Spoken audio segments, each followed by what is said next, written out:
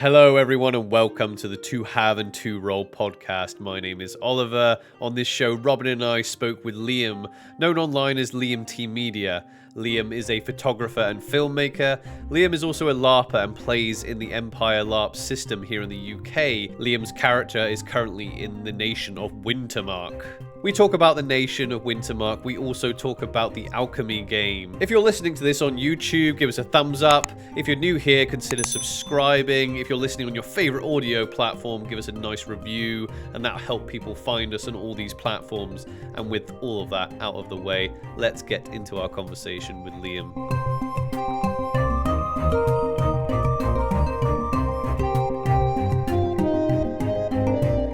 Liam, have you been?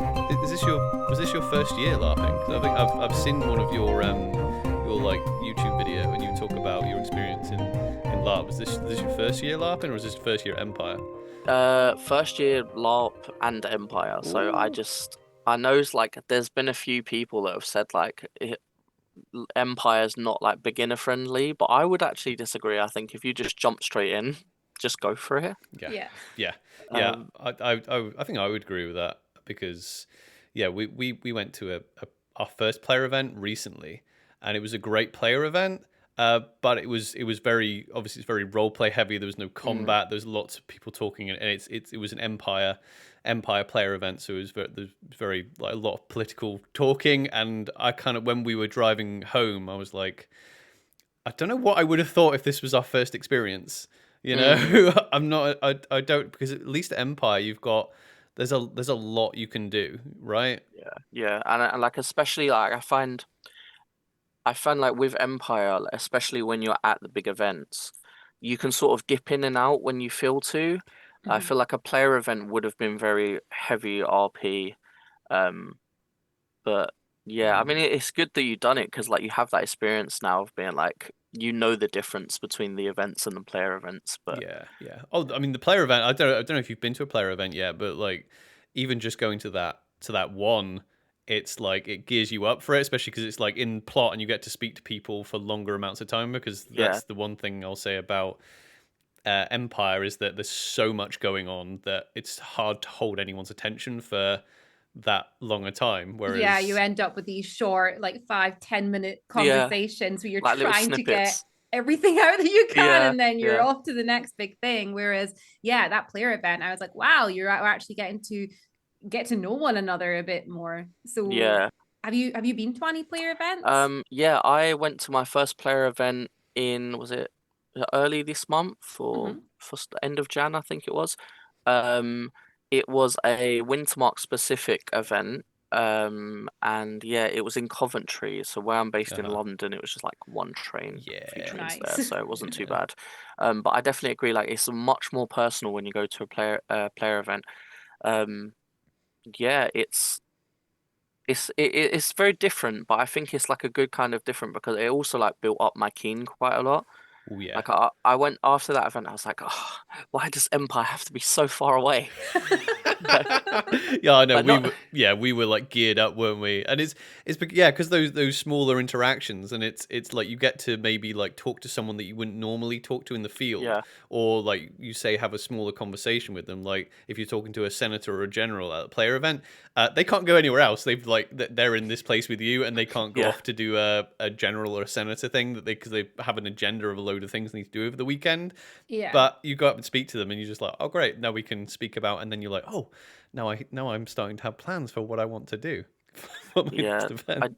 I definitely I found that because so for myself, like I play Toddy Birch, who's a Steiner Wintermark Apothecary, and at the end of like E4, I was like, I really want to find some more game within the Apothecary side of things.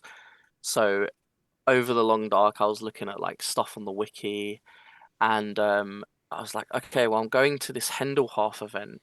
Who can I talk to here? So I started looking up stuff about sinecures. I don't know if you know about like sinecures and stuff. No. I don't know anything about it actually. Right. So sinecures are basically I think they count as great works. I think so they can give. So the one I was looking at is like you put in a minimum of 10 wains.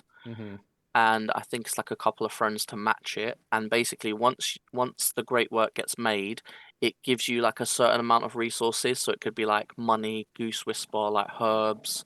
So I was looking at one that was specifically like, I think it was like 20 wains for like about 25 to 30 herbs. And then like I was like, okay, so who can I look up? I found out that yeah, that would be very good and a long-term goal to achieve. So who can I talk to in the meantime to get more information about this? Found out that someone at the player event that I was going to owns a sinecure. So I started talking to them when I got to the event. And they were saying like, yeah, so the wains are not the issue. You need to get votes by like Senate or like your senators. I'm like, oh, I need to get into the politics game now. Like, I'm not ready for that. Yeah. Is that something that you're interested in getting into, or are you just gonna see how it goes?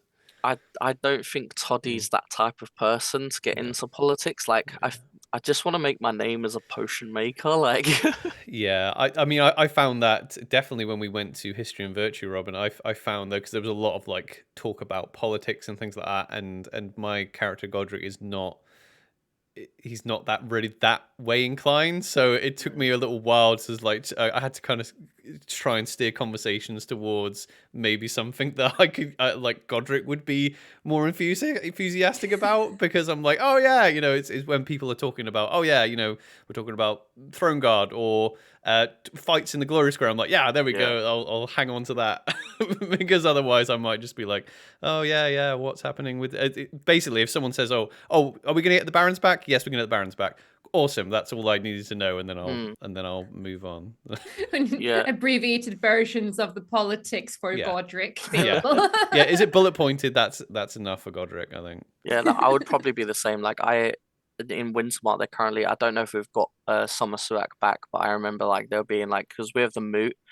I don't know if Dawn have something similar. Like it's like the big sort of gathering at the start of the event at time in. Yeah, okay, so it's called the Moot in Wintermark. Yeah, we don't, and this is something we've talked about quite a bit actually, because I think we are the only nation that doesn't have one, and there's been I've kind of changed my mind on it, because at first, like especially at the end of E3, I think.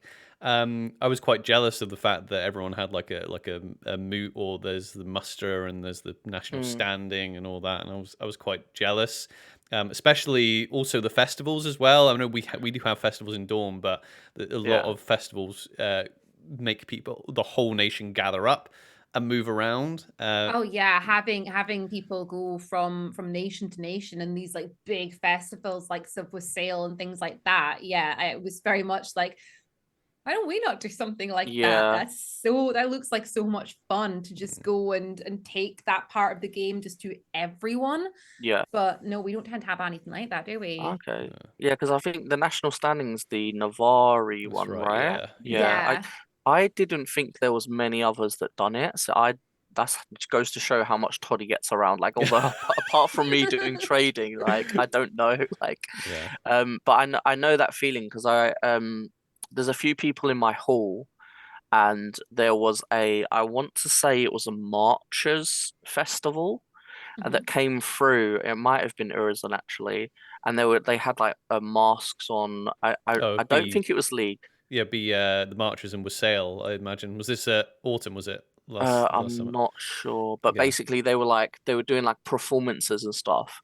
And someone in my hall was like, "Why do Wintermark not have any like big traditions and festivals and stuff?" And I was like, "That's a good point." Like I found out again, there's two people in my hall that are getting married that I see. And the tradition for getting married in Wintermark is you give someone a spoon. Like that's it. Wait, what? And I was like, "Oh, you know this, Robin? Of course I know this." All right, okay, yeah, okay.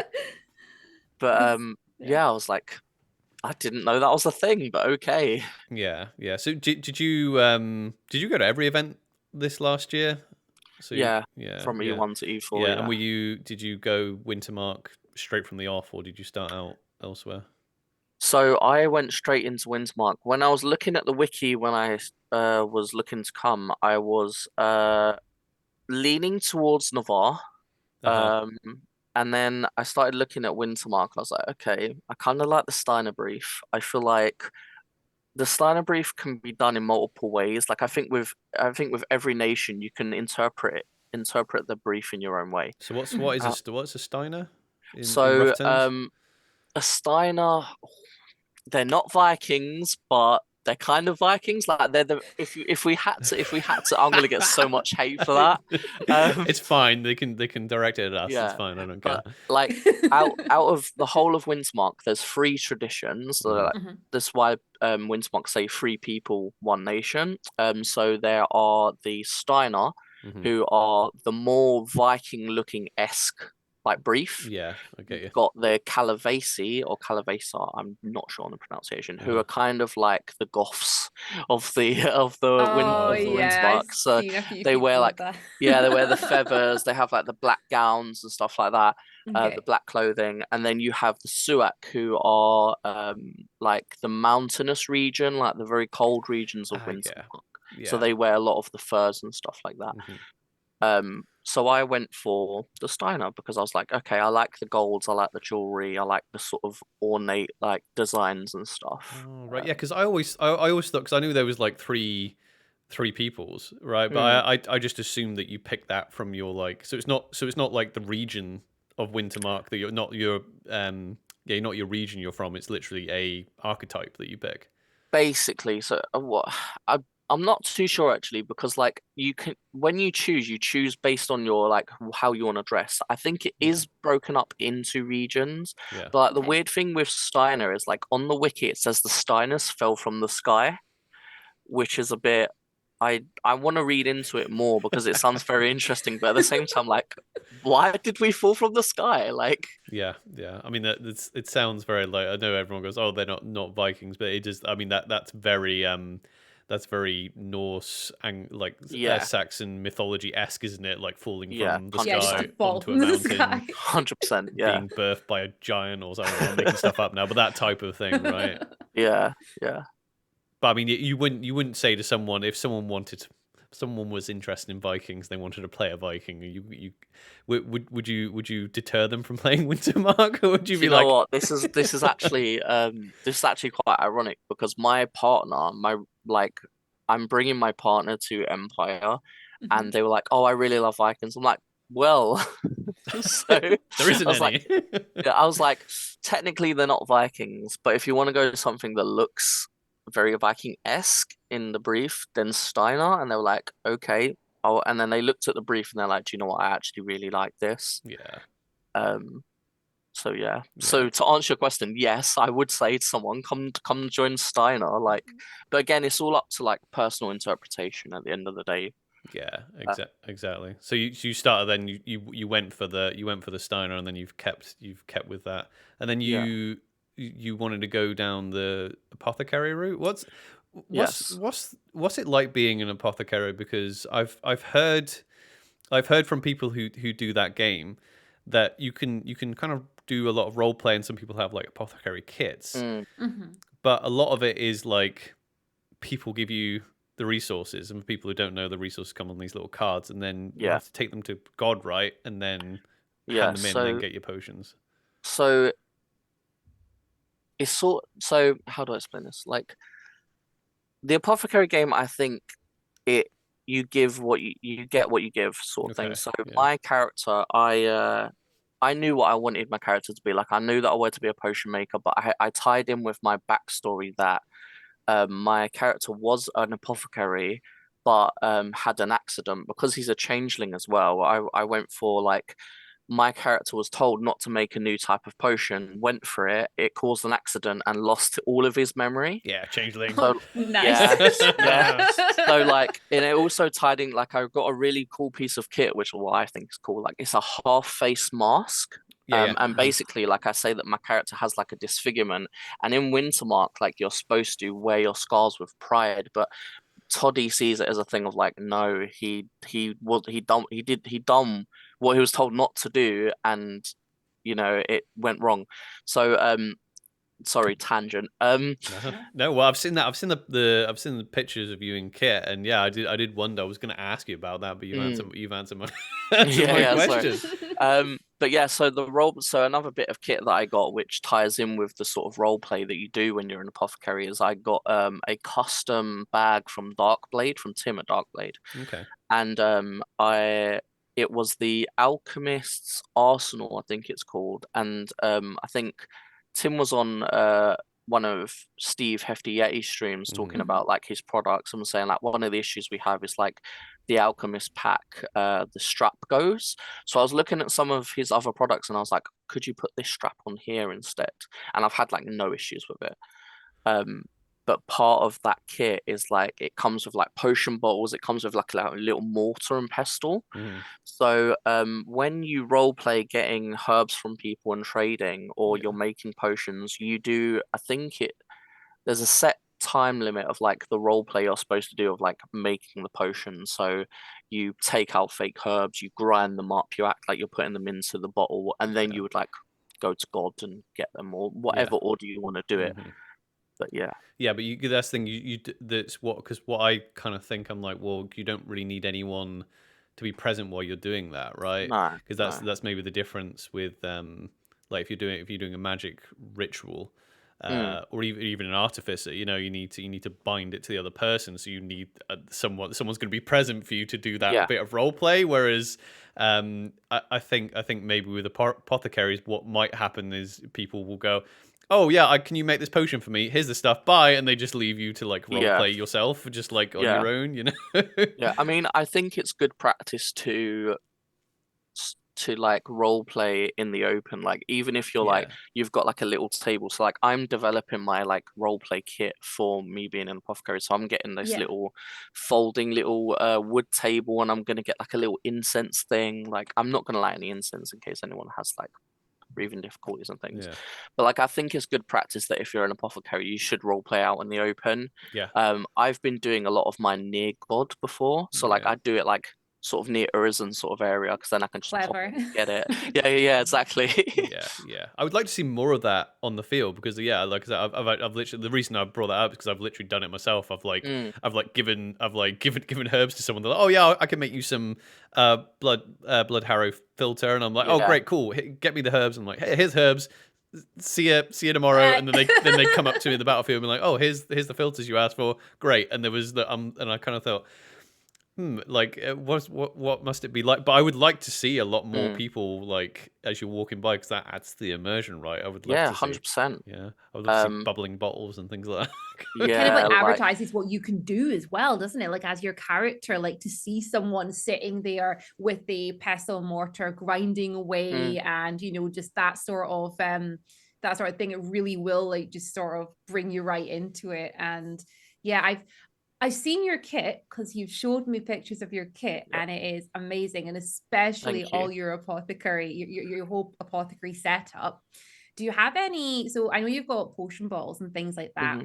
Do you fill them with anything like specific to make it work? Because I know that I saw that some things that you make up have descriptions and things. So do you have certain colored potion bottles and things that you make up to demonstrate different things that you're doing, or do you just kind of make it up? That's something that I'm getting into more this year. I'm going for the route of like water and food coloring, because it can be edible. I know there's people that do like I can't remember the actual term for it, but it's like shimmery, so it looks like a sort of a galaxy in a bottle, but that's not edible because it's got like glitter and stuff. So currently I know you can get edible glitter for that, but that's not the route I want to go. I'm just gonna go water and food coloring. So yeah, that's sort of my benchmark as where I'm starting at the moment. What about like trading with like can you make decent money doing the apothecary game? So I think I'm very bad with like knowing my worth with when I make potions. I've recently had a conversation with my hall about like how to start selling myself better when I'm making potions, and they suggested like for my own time, monitor it basically as each herb do 5 rings as my own time. So how I used to do it was I would figure out what each herb so I normally go that each herb is like a crown. So if there's 8 herbs in the thing, that's a throne, and then I would just try and just give a number to be like, this is what my time's worth. But I think I need something more solid to to start like selling it better. Well, yeah, I mean, like positioning yourself like on the field though is going to be a big one, because I know a lot of people will do the Apothecary game, like I say, and that they will just be like, okay, I'm Apothecary, but we're just going to do a little bit of roleplay just so we can get the potions for our house or for our hall or something like that.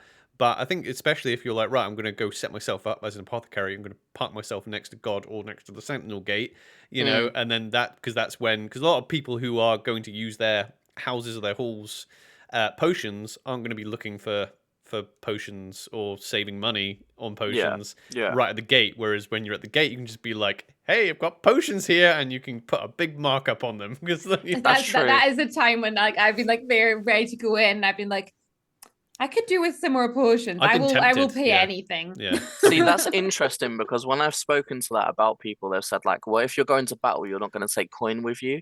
So it's one of those things of like, I don't know how many people are going to do that, because it's like, say I give someone a sovereign specific, which basically a sovereign specific is like a throne worth of herbs, and it restores all hit points, restores any cleaved or impaled limbs.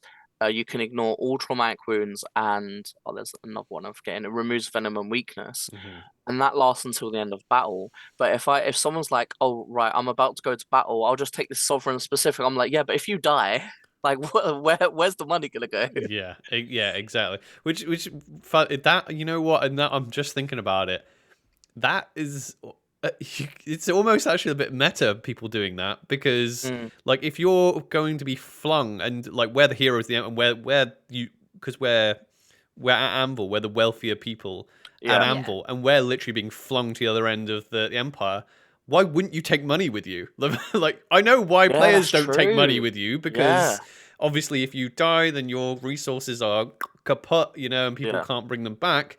But really, from a role-playing aspect, like, why wouldn't you take, like, if we're going to be, maybe we're stranded on the other side of the Empire, we're still in the Empire, so it's like... You'd have all your stuff. Why wouldn't I be like, oh, I'm going to take a few thrones just in case, I need to hitch a ride back, on an oxen or something, like an ox, yeah. That's true. Wow, I never really thought of it like that. That's interesting. Yeah, so like take all your money out with you. Yeah, exactly. Because like my current plan was, I was speaking to my hall about like trying to be more active when finding out who's going to battle, who we're facing. Like if we're facing Druge, I'm gonna make like a load of anti-venom potions and stuff like that. Yeah. The issue is that I found like military council goes on till like really late. So it means like I'm going to be walking around at midnight trying to flog potions because I've just found out who's battling. So instead, what I might try and do is wait until that information's come out, but maybe start selling potions on the Sunday. Yeah. Because that's probably going to, like, while I'm still making my name, while Toddy's still making his name as an apothecary, he can go out on the Sundays and be like, okay, you might want to go to like skirmishes and stuff. There was a really useful potion that I found that is very basic. It's 2 herb potion. And what it is, which I think would be really good for people that go to skirmishes, is 15 minutes of relaxation. It restores all of your hits. Nice, yeah. So, like if someone's coming back from battle on like the Saturday or like the Sunday, and they're like, okay, well, I'm gonna go do a skirmish. So I was like, okay, well, let me just brew you this pot of herbs, and then all your hits are back. Yeah. So yeah. Well, I mean that goes back to like people not bringing money to the Sentinel Gate. Like if you get a reputation, like if there's enough people with, because I know that people sell. Is it Lao? I think people. So in certain situations, people will be like, oh yeah, we haven't managed to get any Lao to do to do the anointing, but we know there's going to be people there selling at the Sentinel Gates who will take money. So if you get a reputation of being like, oh well, we know he's going to be there selling anti-venoms, we best take some, or even if like new players are just like, oh yeah, we're fighting the Druge, and they're like, oh, what's the Druge? And like, oh, have you got anti-venom? And like, no, I'm like, it's fine, someone will be selling them at the gate, we'll take some money with us. Yeah, that's true. That is true, actually. Like thinking about that once I've got my name out there, I could just stand at the Sentinel Gate and people will know I'm going to be there. So that's actually a good idea. Yeah. I think it's just the starting point. It's like, make some basic potions and be like, okay, if you come back, come find me, because like I have my whole banner on my like belt. Oh, that's good. So I could just be like, yep, come find the hall. Well, so, I guess you could make. Well, yeah. How much resource and time would it take to be like, okay, you have like, you prepare potions for the event ahead, if you know what I mean. Like, so you go like, okay, I'm not selling potions for this event. I'm taking orders for the next event. I mean, I know there are some. I've spoken to some apothecaries before when I've tried to get hold of potions, and I've been told that. But that's more like if they're doing it for their own house. I'll be like, oh, I'm after this, and they're like, oh no, I've using all those herbs this time for potions next summit. So I haven't had any experience doing that just yet, because like I've currently only made about I want to say nearly like 10 potions. Some of them have been like pretty high end. Like I've made like 2 sovereign specifics and 2 like legionnaires stairs, which are basically a blade venom that when you hit the next on the next hit, it does paralysis. And those like are nearly a throne as well. I want to get me one of them, because that would be so useful for PvP in the Glory Square, by the way. They don't realize that's coming. Would you be able to use that in the Glory Square? I think I'm pretty sure you just pop a potion and just be like, especially when you're martial and people don't expect that from the martial characters as opposed to the magical characters, and you just like pop the potion, you're paralyzed. Yeah, I think that one comes under Legacy of Thorns, which is it's all mostly blade venom, but it's not a potion, so it's an oil. So you have to roleplay like putting it onto the blade, and then you have to hit. So there's, as far as I know, there's one that does paralysis, one that does venom. I'm not too sure on what the last one is as well, but I want to say entangle, but I could be wrong. I hate that. That's the thing. I like I said, as a martial character, it's like I want to get all the, but I probably wouldn't use them in the battlefield. I would only ever use them against other Imperials. So what's a martial? Is that like someone that? So like just if you just basically all my experience points are in fighting skills, like basically just hero points, hero points and cleave, and that's pretty much all I have. Okay, so I've got what have I got? Unstoppable, cleave. I think that's it, and then I've just spent the rest of my points on more hero points to use those calls. So I don't have any magical abilities whatsoever. So that's the thing. So when you're running it, so you're like, oh, I've got all these hits, I've got all these armor, I can cleave you if I get to, and then obviously you expect from the mages, you expect the shatter of the shield, the paralysis, the entangle, But what it's even with the other martial peeps. So if I've got shield and I'm fighting someone for polearm, like I'm expecting the strike down. But it's what's cool is if you're running in there and you're up against the mage and they don't then you've got a single-handed weapon, then you use the shatter because they don't realize you've got the magical weapon, and they're like, no, right. So I can literally buy like a potion as well, an oil, and pour over one of my swords and go ahead and paralyze. Yeah, basically the next hit is a paralysis. It doesn't say on the wiki like how long the paralysis lasts, so I don't know if people who would know that would know, but basically, as long as you hit the next hit, then it's paralysis. Yeah, I think paralyze is only like 6 seconds anyway, right? Oh, okay. I mean, that's still enough time to get some hits in, to be fair. Like, exactly. When a lot of people are sitting like on those like 6 hit points, you're just like, oh well, one hit per second. Yeah, you're you're down. You're gone. How many? And as far go on, sorry, mate. Go on. I was gonna say, like, as far as I know, unless it's a tonic, so with the potions, the only sort of potions that you can't take multiple doses is a tonic. Tonics, you can only be under the effect of one tonic at a time. Okay. So, for example, I've just taken a set that gives Fortitude, and the highest rank Fortitude, which is a rank 3, although I did just find out it stacks. So this potion that gives a rank 3 Fortitude basically increases your bleed time to about, I can't remember if it's 6 or 9 minutes. All right. Okay. So if you already have fortitude, because I'm thinking about taking fortitude. So if you already have fortitude on top of that, then you're going to be you're going to be like 12, it just 12-minute stacks. bleed time. Yeah, basically, because someone that I know can do was thinking about taking a Fortitude 1 ritual, and I was like, okay, well, I could also give you a potion that gives you Fortitude 3, so you're basically going to have like 14 minutes bleed time. I mean, if you get venomed, it goes down by like it still gets halved, but that's still pretty good.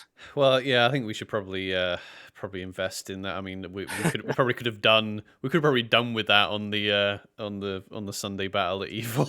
Yeah, I heard that one was a bit rough. Half our nation pretty much just got it was a bit it was a rough one, and there was a little bit of controversy after the fact because we like the monster crew were told not to execute, but then they were going up to down players and just being like venom.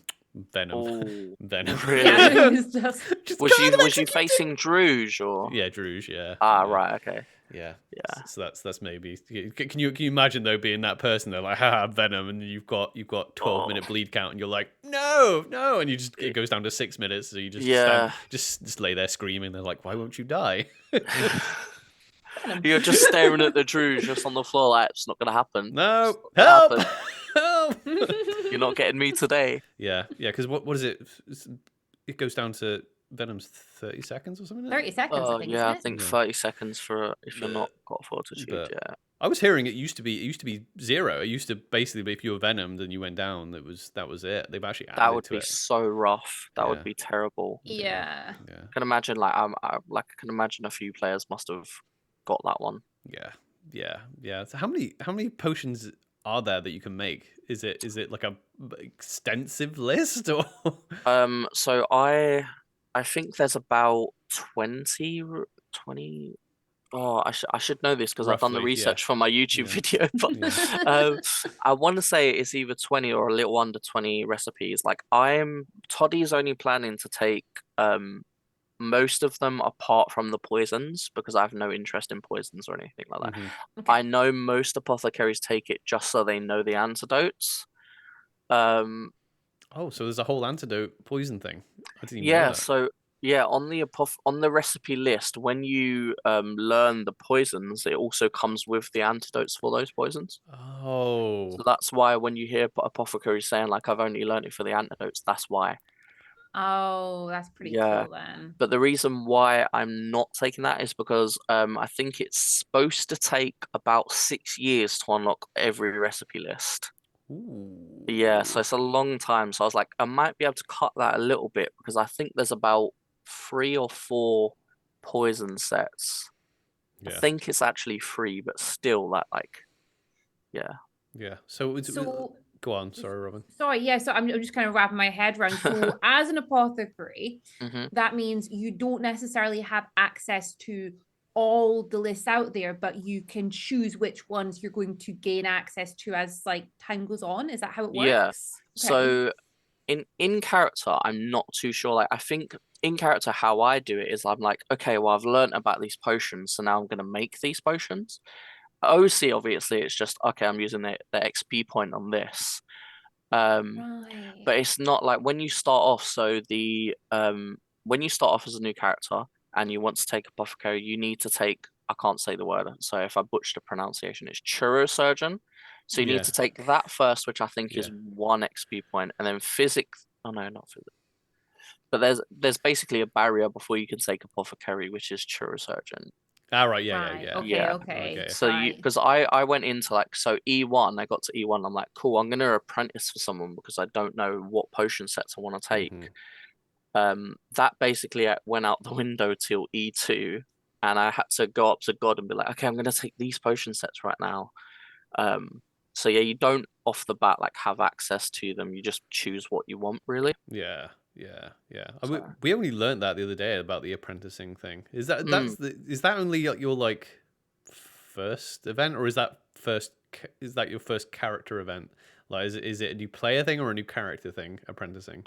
As far as I know, you can apprentice. I think it's just if you haven't spent your XP, you can apprentice like any skill. You just have to have someone that knows the skill to train you. Present, okay. Yeah, okay. Basically, that's what my knowledge is. All right, yeah. So if that's true, then yeah, you could literally. So like, if I, because I'm not a new player, but if I were to make a new character and not spend my XP, I could be like, what do I want to do, and I could. Yeah. Go up to you and be like, "Hey, can I learn how to?" yeah. Basically, yeah. Yeah, try this. So what you obviously said what drew you to Wintermark. What drew you to the what was the they're not nations, are they? They're not. They're like traditions, I think it's called. Yeah, traditions. Yeah. What led you to the tradition? What's it called again? The one you chose? Steiner. What drew you to that in particular? Like the golds. Like it said like, oh, it was gold and sort of the rich sort of like tradition. So like my character has like a lot of like embroidery around, like not embroidery, like trim. There's like gold trim and stuff like that. Okay. But I wanted to have that mix of like Toddy looks like he's had some money at some point, and then like you see the mask and you see like the rugged bag. Like I wanted a mix. Yeah. So like in the camp, because like you're saying that like you looked at the like the standings and all the festivals, like we don't do much of that. I've got to admit, like Wintermark is a big nation. There seems to be a whole nother game almost going on over there sometimes, because when we wonder, and like Dawn's relatively far because you're on the same side of the fence that we're on, and we're a big-ish camp and we have to like travel a fair bit. It might just be me, but when I'm wandering around camp, either I'm over in Wintermark and that's where all the Wintermarkers are, or I'm out and about. Wintermark seems to have their own little thing going on over there. Do you find that at all? Yeah, I mean, like Wintermark's huge. Like you can definitely tell walking around Anvil that Wintermark is the largest nation. I think Navarre are catching up to us actually, as far as I know, which you can also tell, like not from like, because I know they have a limited amount of space for their tents, but just seeing how many people are in Navarre, but yeah, 100%. Like there's definitely so many people in Windsmart. There's a lot going on. Like our moot, for example, like when time in starts, someone blows this massive horn, so you know time in started. Like I can hear it from my tent. I'm camping OC. And I'm like, oh damn, I'm late. I'm still putting on my horns. I'm still like, I'm not ready. But yeah, the moot, to put into perspective of like how you know how many people are there, our moot takes anywhere between like, I want to say half an hour to 45. Like it might be a bit less, but it feels like that. Especially like because it's not very filtered either. So sometimes you get people just like, every now and then you get people like echoing the same thing. It's like, okay, yeah, we want to support you. We're supporting the mark, but at the same time, like we've heard this 3 times now. So like, so the moot that happens in because I've been in Wintermark a couple of times, and does that happen in the big open space in between? Is there a name for that big space, or is it just the space that you? That's where the tree is with the feathers, right? Yes. Yes. So that is called the Moot Square specifically, and that is where the moot happens. Also, they at night, I don't know if it's there during the day, I could be wrong. They have a massive fire pit, and I think Wintermark have started doing sort of a kind of like Wintermark version of Songs and Stories.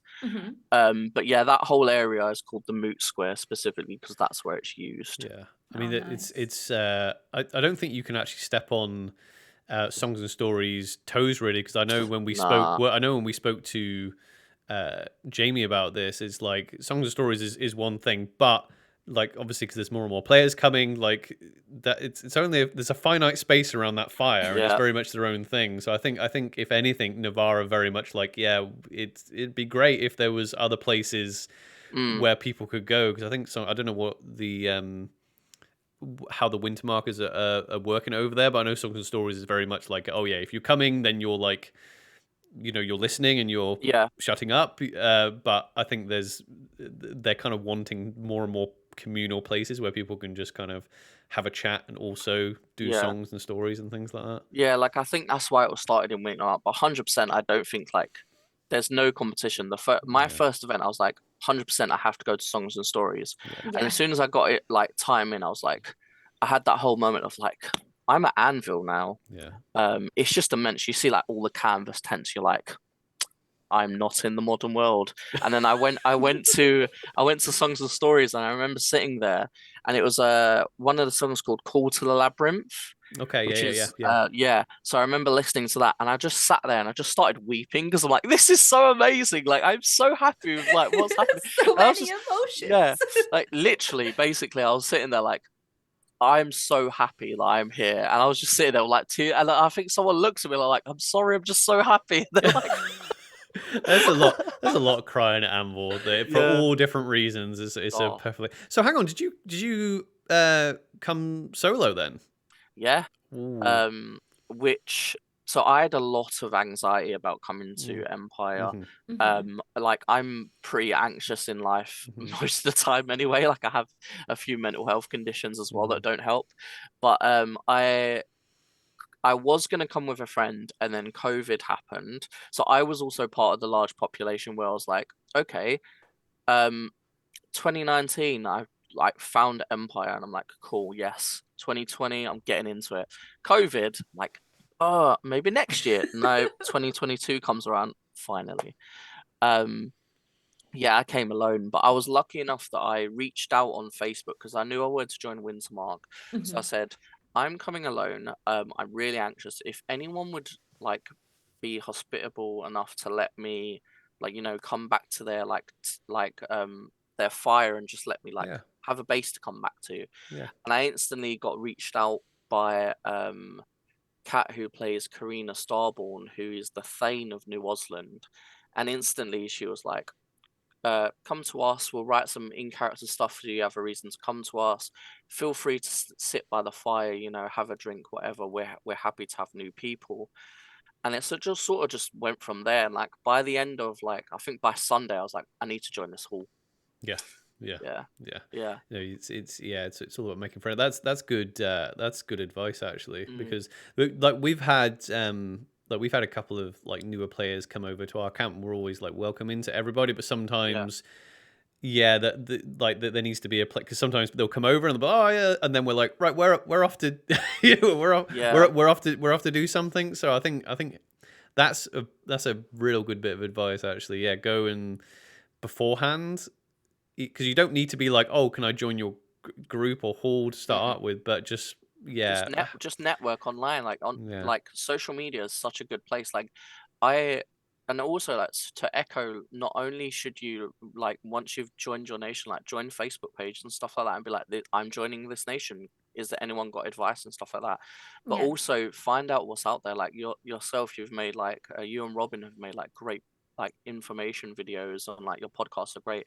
You've got Steve Hefty Yeti, like, he was the first community that I joined for Empire, and I was like, this is amazing. Like, there's just find what's online, because there's so much help out there. And like, everyone at Empire is like, I get a lot of people say that Empire is so like accessible and so like friendly to new people, and I wasn't expecting that. Like, I'm from East London, not everyone is the nicest at East London.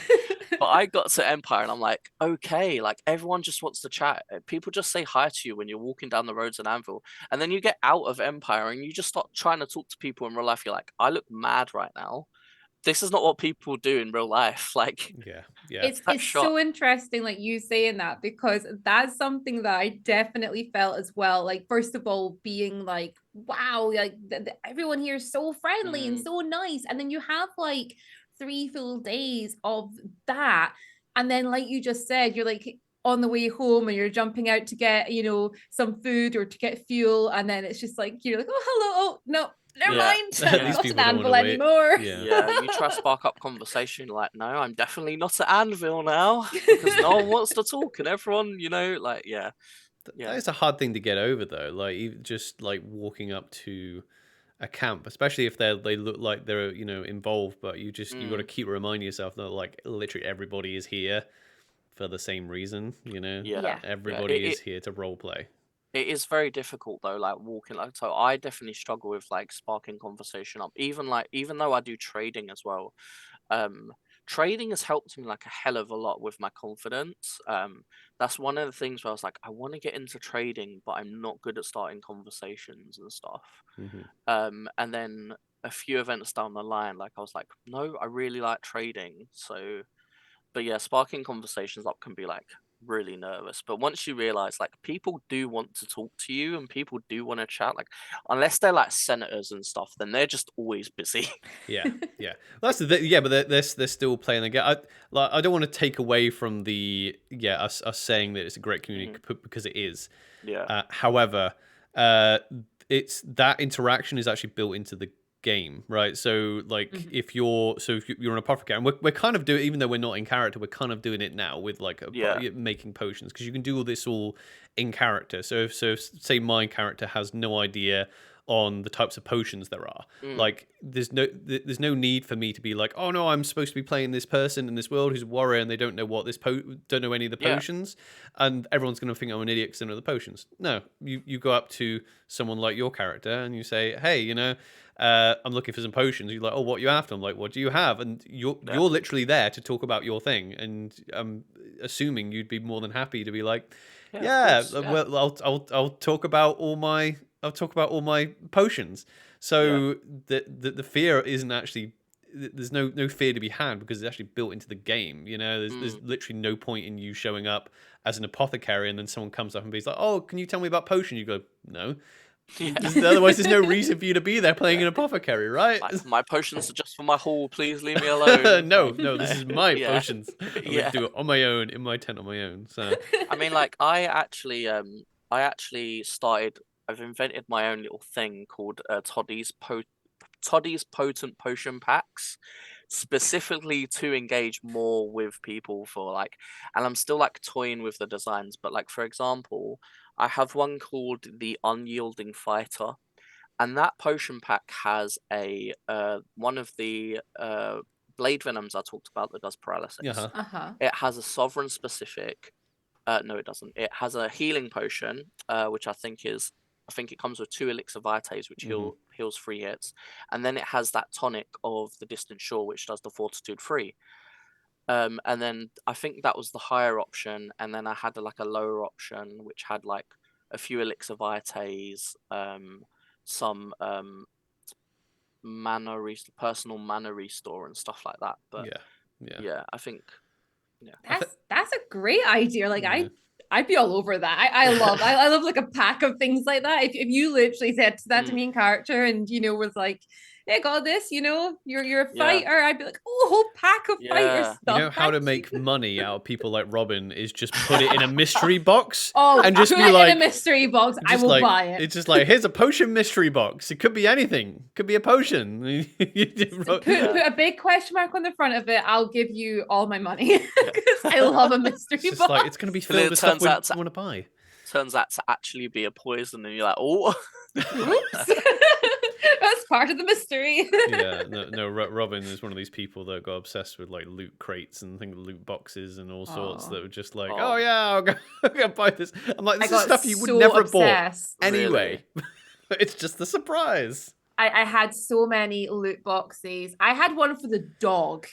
The loot crate, not just I had 2 for the dog, but the loot crate did a dog one, and she has all these dog nerdy t-shirts. Comic-Con is the worst for that sort of stuff because they know they've got a market for people for that. Like I haven't been Comic-Con in a long time. I am planning to go again this year.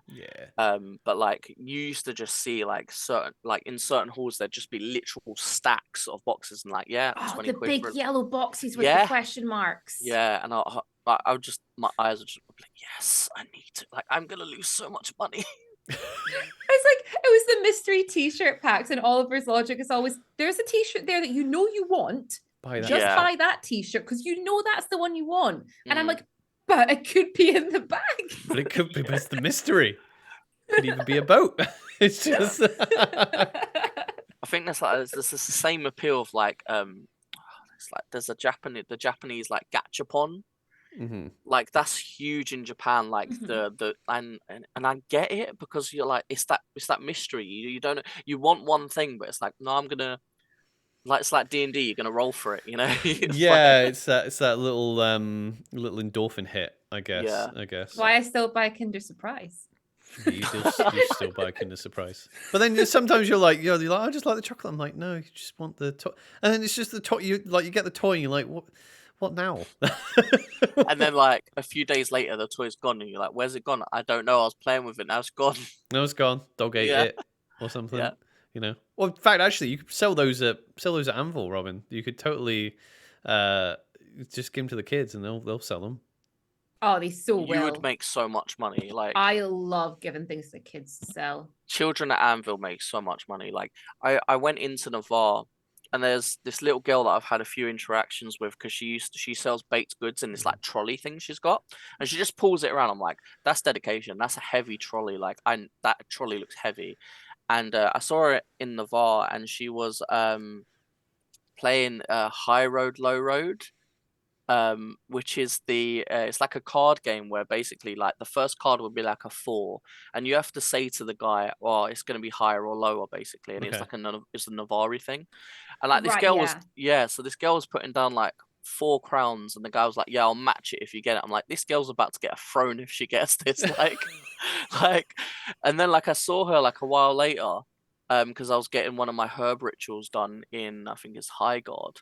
I was like, oh, how's your trading gone? Like, how did that go in Navarre? Like, when you was doing High Road, Low Road? She's like, oh yeah, I made a bit of money, and I'm still trading. Can you help me pull my cart up to the Imperial Orcs? I'm like, sure. I'm like, you know, like you can't say no. That's the thing. That's why they make so much money, because it's just like it's just like you can't say no to them. So like I was in High Guard. I'm like, okay, I'm just gonna walk up to the Imperial Orcs, and then I'll just come back because I'm a good citizen, good citizen, good citizen of the Empire. So the like you said, the what's it called again? The Moot, right? The Moot Square. The Moot Square. The Moot Square. So what kind of things do they cover when they do the Moot thing? Because like you said, there's a big hornet time in. Do they do? Because I know I've spoken to Navari about this, and they do a whole thing where they like introduce new players to the people in the nation, and is it that type of thing, that sort of out of character kind of things? Yeah, I mean, it's sort of a mix. So we have we've got 3 people, 1 nation, which is the big chant, and then we also have a hero has a name. So within Wintermark, we have the Scops, which basically their job is essentially to tell stories and to give people names. So within Wintermark, if you're very heroic, you get a name for your deeds and stuff. Which so like at the Moot, at like the end of the event, people will get named and they'll be brought into the Moot Square. So for example, there was one, I want to say E2 or E3, and we have I think they called Mother Thane, and someone came up and said like, we need potions, we need herbs, we need resources, and someone came up, I think they're the alderman of Wintermark, came up and like handed them a stack like that big, and they got named right there, the provider. And then everyone, and then everyone's like, a hero has a name, and like everyone's chanting it like, oh wow, yeah. So it's like such and such, Orcsbane or something like that. When they do something cool over that's cool. Yeah. Especially if you do it at the end of the event, and it's just like you feel like you've done something, you've like accomplished something. Yeah, it's huge. I mean, like there's like at the start, so when the horn goes and everyone joins and starts the Moot, it's sort of a mix. So you get people talking about like, what battles are going to happen. People are going to skirmishes already and timing and stuff. And then you get like, so I done one of my sort of speeches, which was, I'm part of the Gathering of Hunters. Okay. So me and my friend who's in my hall called Ragnar, who's also a changeling, like they were like, oh, are you gonna you should go up, we're representing the Gathering of Hunters. I'm like, oh, like I come from a performing arts background, so I shouldn't be nervous before like doing speeches and stuff. I was like, oh, I'm not ready for this. And then I was like, do you know what, are you gonna do it? And I'm like, yes. So I just walk, and like the weirdest thing was I was coming back because I'd done it and it was great. Like I was shaking, like I was so nervous. Oh my god. And as I was on my way back, I see Smith from Hat Films, who plays Bron, Mm-hmm. and he just gives me like this little nod, and I'm like, oh, okay. Yeah, it's tell you what, like because I can like talk to a camera and talk to a microphone, but yeah, like spontaneously talking to crowds, not so much. Robin's very good at it. But there are I'm more. It took me longer, like when we started, you know, talking like this, like creating podcasts and videos. I struggled a lot, but big crowd of people, like it's just like, yes, I can do this, but like just a camera and a mic. Oh, honestly, it took you the a earlier while. episodes. Yeah, well, yeah, because we took you a while, Robin, to get out of the whole like, hello and welcome, because the public speaking you do in Robin's day job, like the public speaking you do, Robin, is you know, you're an educator, so it's like, this is the professional way to talk. See, mine would definitely be the opposite, because again, I come from, like, when I was in college, I was studying performing arts.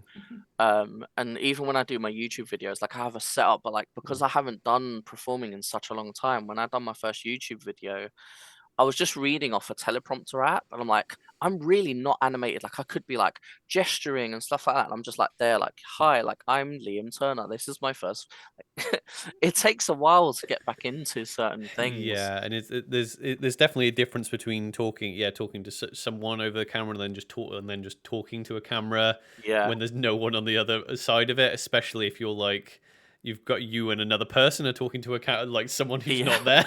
It takes a little while, and even when like you know, if you do any speaking, like my voice, most of our voices will sound better if we're stood up, but when you're doing a podcast, you're going to be sat down, so that's something. And then you can't be moving around the mic too much either. So also bringing it back to Empire, there are a lot of people on that field who are very talented performers of all different types. 100%. I think that can be a little bit of a source of I had a little bit of kind of nervousness when we first started, as in like literally first, as in they went, oh, tight, because in Dawn we were just like, going back to what we said earlier, we don't have like a moot or anything. It's just like everyone was just wet. It just went right and scene start, and we were like, oh, but then everyone was everyone was already like, you know, shouting out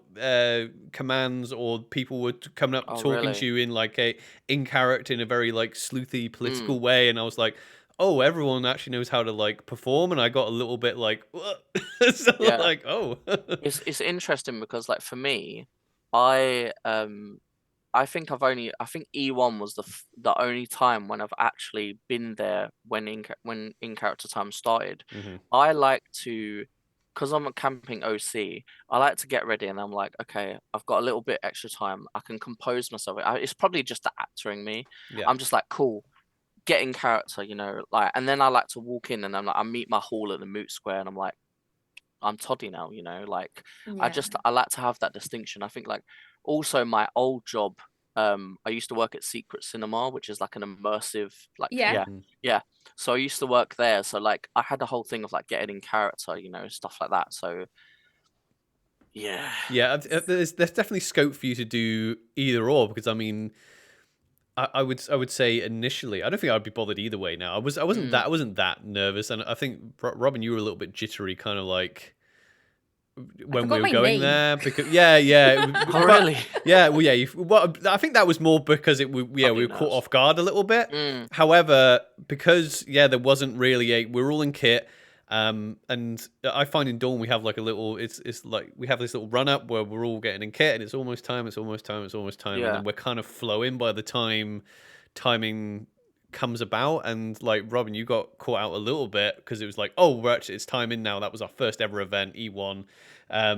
However, I think that's probably better, because I think that both of us might have been a little bit if we were in our tent and we were like stepping out into timing, you know what I mean? Because we've definitely done that in like when we've been cosplaying or something, and you're like, okay, I'm in costume and now I have to walk out the door.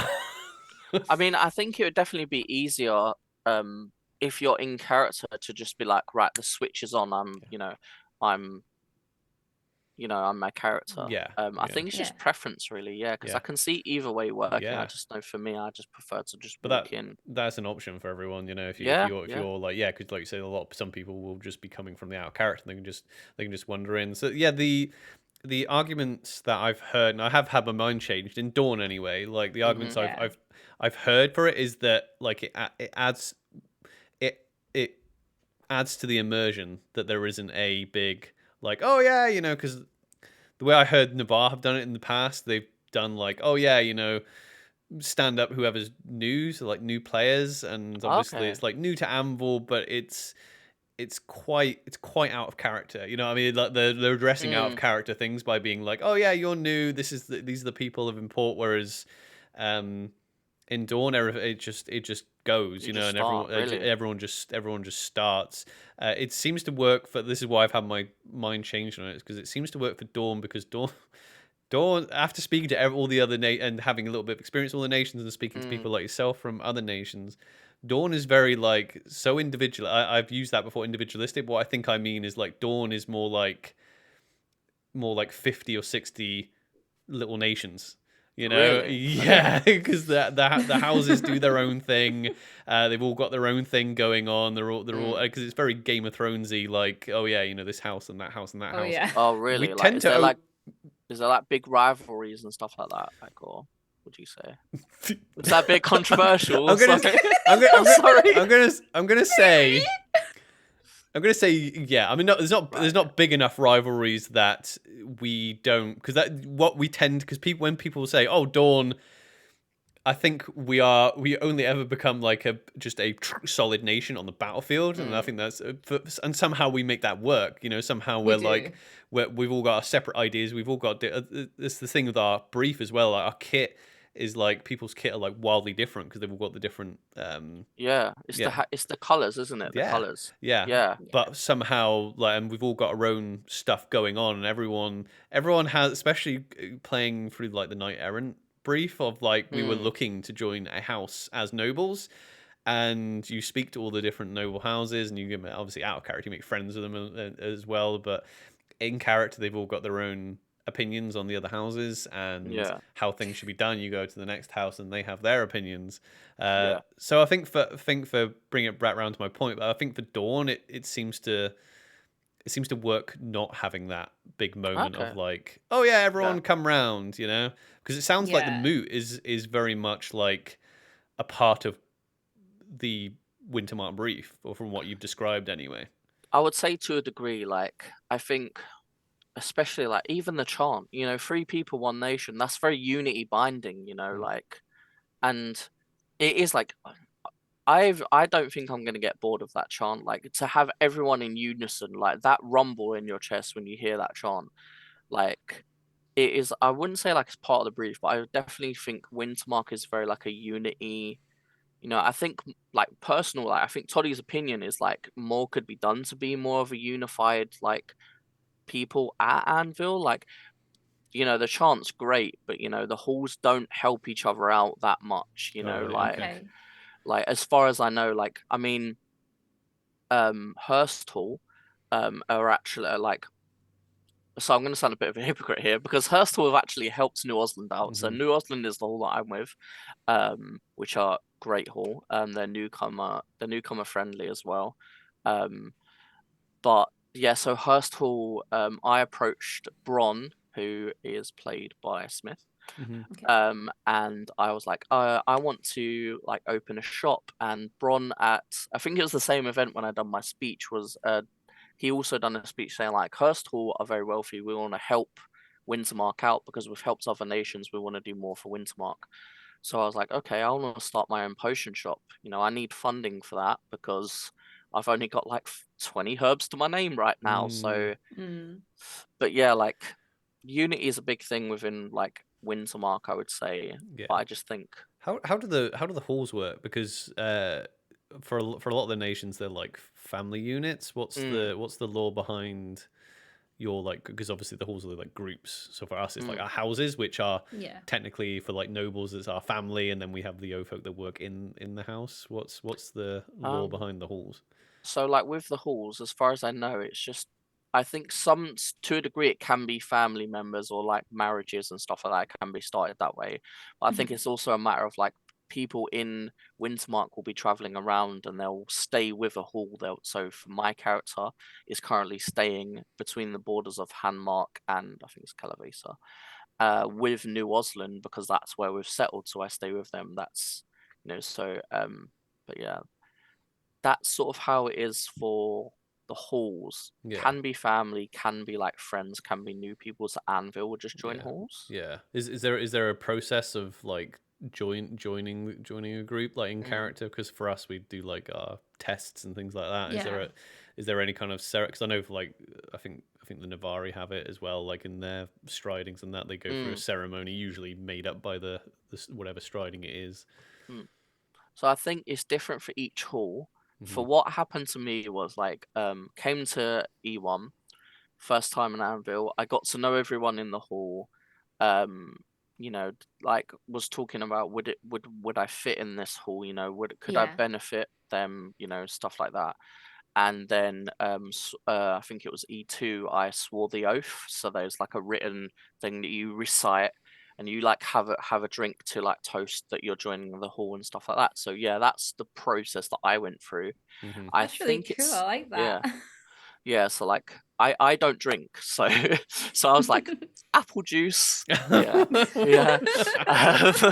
So our talk about drinking in Wintermark. Our first experience. In fact, I think that's the only time I ever actually went and spent a good amount of time in Wintermark. Robin was at E1, and we were like, oh, let's try and do a tour of the nations because we don't have anything to do. We got to Wintermark. We got to Wintermark, but we went to that. What's the place? You go in, you turn really dark place. You turn left. Oh, and it's an actual building, and it was very dark. It was very atmospheric. Is it a green tent? It's like dark green tent. Yes. I think that's the Artisan Arms. Yeah, I think that's it. Yeah. And I mean, like.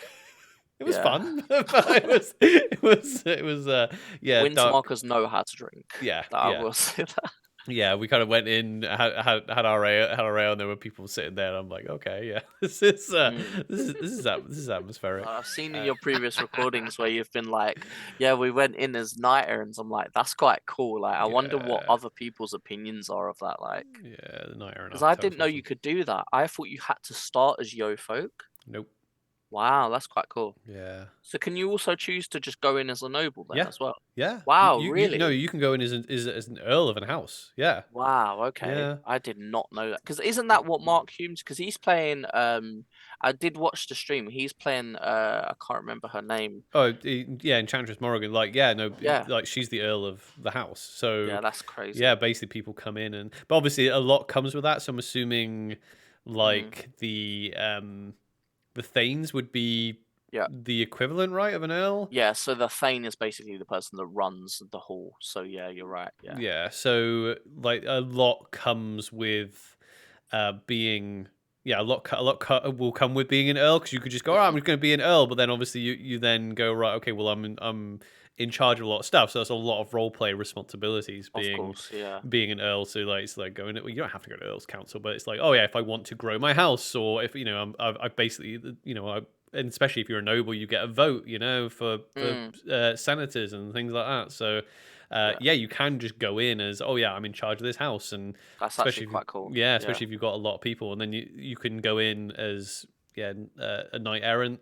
We went in looking for tests, but obviously if you've organised beforehand, you can go in at any stage. You can go in from yo folk to knight errant looking for a test, and knight errant that's got a test, knight errant that's just at the end of their test. So it's all about what fun you want to have on the field. That's quite cool, because I know, like, I will say I do like how every nation has their own sort of things like that. I don't know what it would be classed as, but like how you can either be yo folk or and do that. I think that's quite cool. Like in Wintermark, we don't really have that. I think it's really like there's distinct differences between everyone. So you've got like the mystics, the storm crows, stuff like that.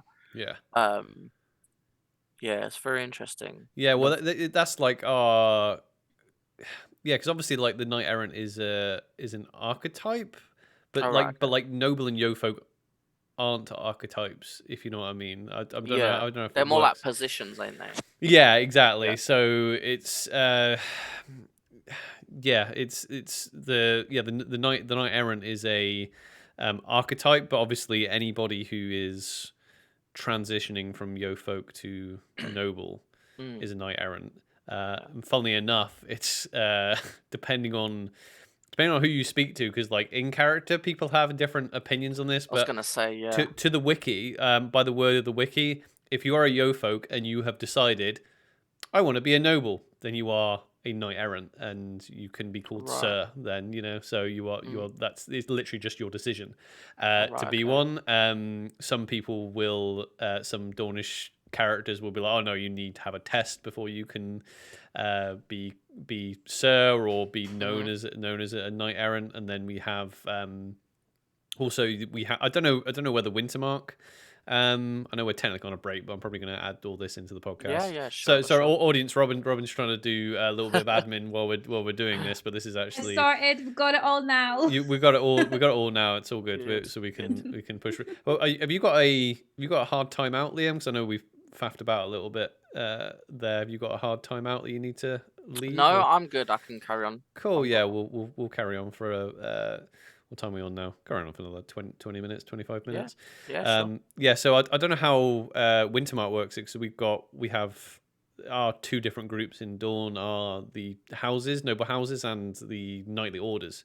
So if you're a noble and you want to carry on doing the knight thing and you don't really want to be part of the house, you can be a questing knight. So do you have different groups in Wintermark, or is it just the... Not really. It's just the halls. It's just the halls. Yeah. I think like. So my thing again, coming back to my bit of game that I wanted to chase as well, which I never thought I was going to get into, because was the Beast Hunter type thing.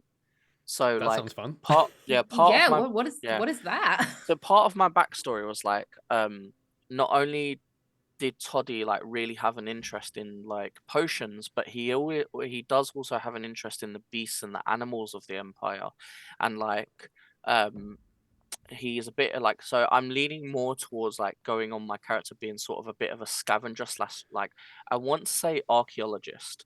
Like, so I'm non-com, but my weapon, I've got like a dagger on my leg, which is a bone dagger. And in character, like when I'm like I use, I sit there like I'm a cool guy and I'm like picking my fingernails with this dagger, and I'm like, oh, I carved that out of an antler that I found from an elk or something. And one of my kit upgrades, which I don't mind talking about because I'm hopefully going to get it done by anyone, is going to be a massive dragon skull. Nice. On my shoulder, and I've got to fill it out. I might be able to get it for you if you'd want to see it. Oh yeah. Oh, okay, definitely. Yeah, go grab it. Let's see it. Yeah. It's somewhere here. Wait, I've put it in my cupboard. 1 second. Surprise when you open the cupboard. Right, so I do have to fill this in. I do have to fill this in and make it a bit more rigid.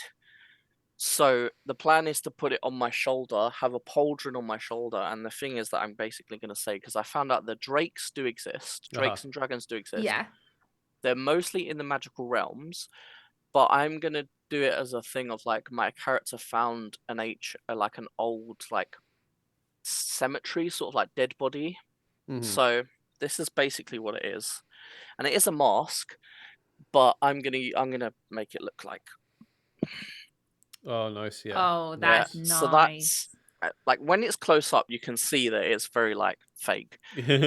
But when you're far away, put a bit of weathering on it. Yeah. Yeah, just weather it up. It'll be fine. So I'm gonna have it on my shoulder on a pauldron. Yeah. And the good thing about that, it's very LARP safe as well, because it's 100%. Yeah. I was looking at other ones on Etsy, and they were like, I think it was one from Fallout, I think a Deathclaw from Fallout. and it was like a resin print. And I'm like, that's gonna be super heavy. Yeah, and it was like 200 quid. I'm like, I've spent a lot of money on LARP stuff, but like I was like, can I find cheap alternatives? Found that on Amazon for like 30 quid. Yeah, too right. So I was like, let me just use, because I used to do cosplay a little bit. Yeah. And I know both of you have done cosplay. Yeah. So, and I'm also like, have seen the new leather work that you've been doing on TikTok, Robin, and it's great. I'm so I want to get into leatherworking. Oh, leatherworking is great fun. The basics of leatherworking is very easy. I hope I don't annoy people if people are like, I don't find it easy, but no, I like the basics of leatherworking is very easy. It's just there is an economic kind of kind of buy-in, if you like, for it. Like if you've got the tools, and obviously leather is not cheap either. But it is such. But the reason is because it's such good material to work with. You know, like I've worked with metal, pretty much any type of fabrication you can think of. I've tried metal, clay, wood, and all sorts. Like leather is so easy to work with because it looks good. Usually, no matter what you do to it, you know. I like those videos that like when I'm working away on them and everything. I don't worry too much if I make a mistake, if I slightly bevel slightly the wrong direction or something, because first of all, leather is a bit more forgiving than I think people realize. You just especially just like early on, if you damp it and you can literally just rub out your mistakes and it works. But even if you end up with the wrong sort of indentations and bits, it can add to the effect, especially in LARP, and it can just give it that real like organic and rustic look. That's why I love it. Like weathering is like huge as well. Like that's what I found out through doing like cosplay. I only done like a few, so I done I could probably send you pictures. I've done a few like anime costumes. I done a lot of Joker. So I had a jumpsuit that I made, an orange jumpsuit that I put like Arkham Asylum on the back. Nice. And I had a Joker mask that was taken from Death of the Family. Oh yeah, the one where it's all like he's like, been taken off and it's now stapled back. So I had that mask, and I used to walk around with a wooden bat until like I got to Comic-Con and police were like, "That's an actual weapon." Yeah. And I was like, my first Harley cosplay, I took a wooden bat. I just painted it. I didn't know anything about it being LARP safe. Mine's actually one sec. I can show you in here.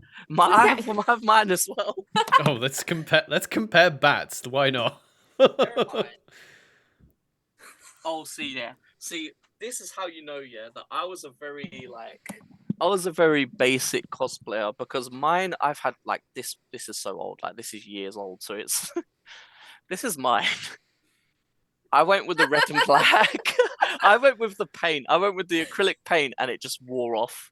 Yeah, so, this is paint. This is just acrylic paint. I did. See, my issue is that I didn't prime this, or I didn't do anything. I was just like, cool, I'm just gonna paint it, and you can see like how wonky it is as well, because it's like my first thing that I was doing as a cosplayer. The final thing that I done as a cosplayer, which I will definitely send you photos for because I am proud of it, was I done a male version Harley Quinn, who had the concept was he had escaped Arkham. So again, it was a bit of a jumpsuit. I made a custom mallet, like a huge Harley Quinn mallet. Yeah.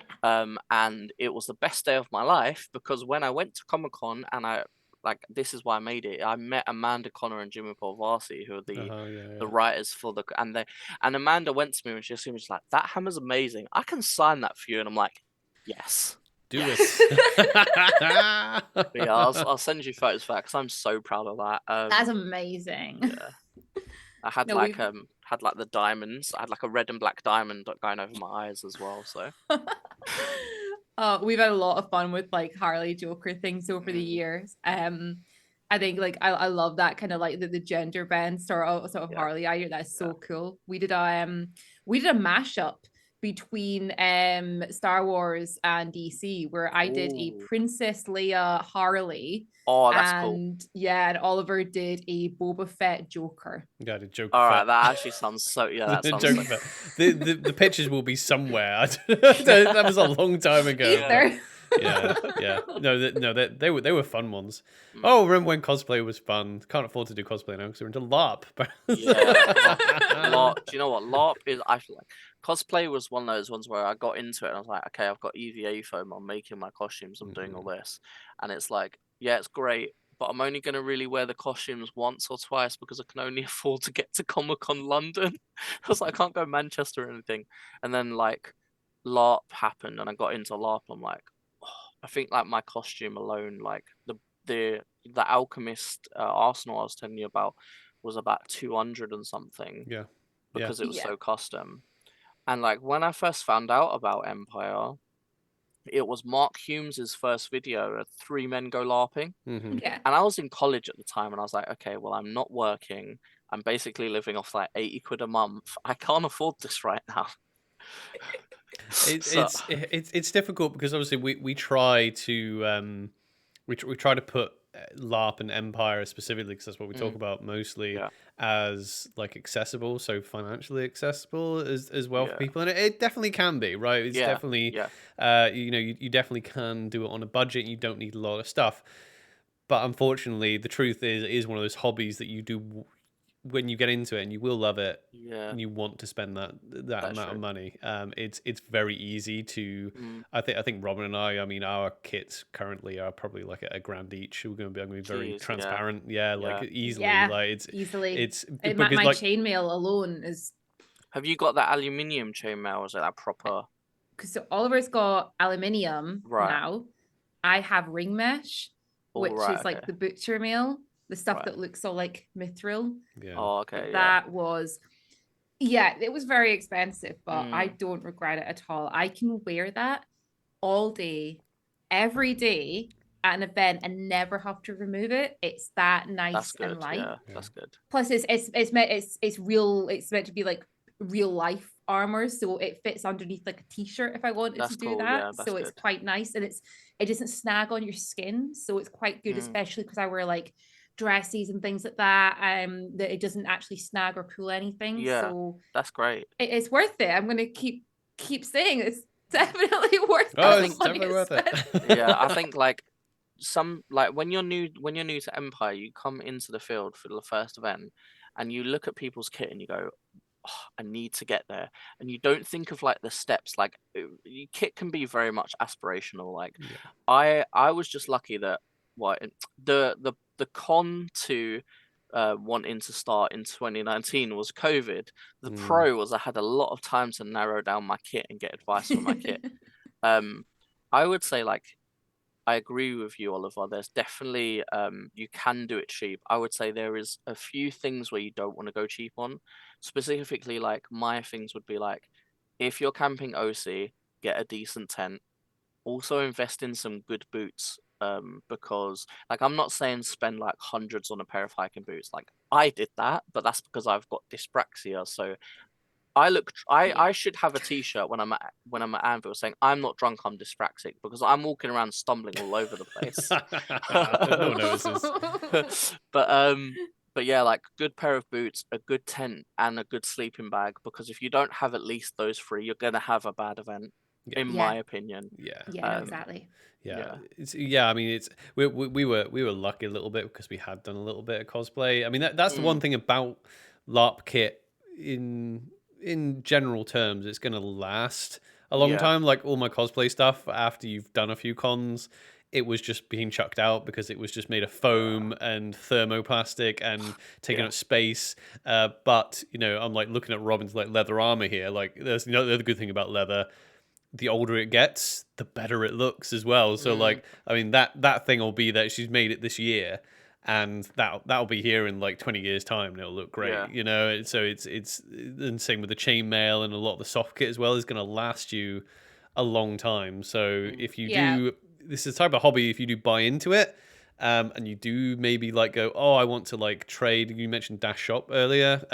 Like you can go and just like trade things. There's always people looking for kit.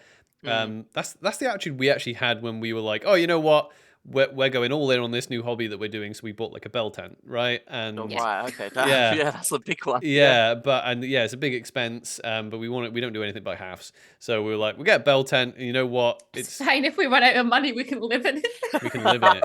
Exactly. We have considered it, by the way, because the bell tent is awesome. But our thought was with the bell tent is another one of those pieces that you just like.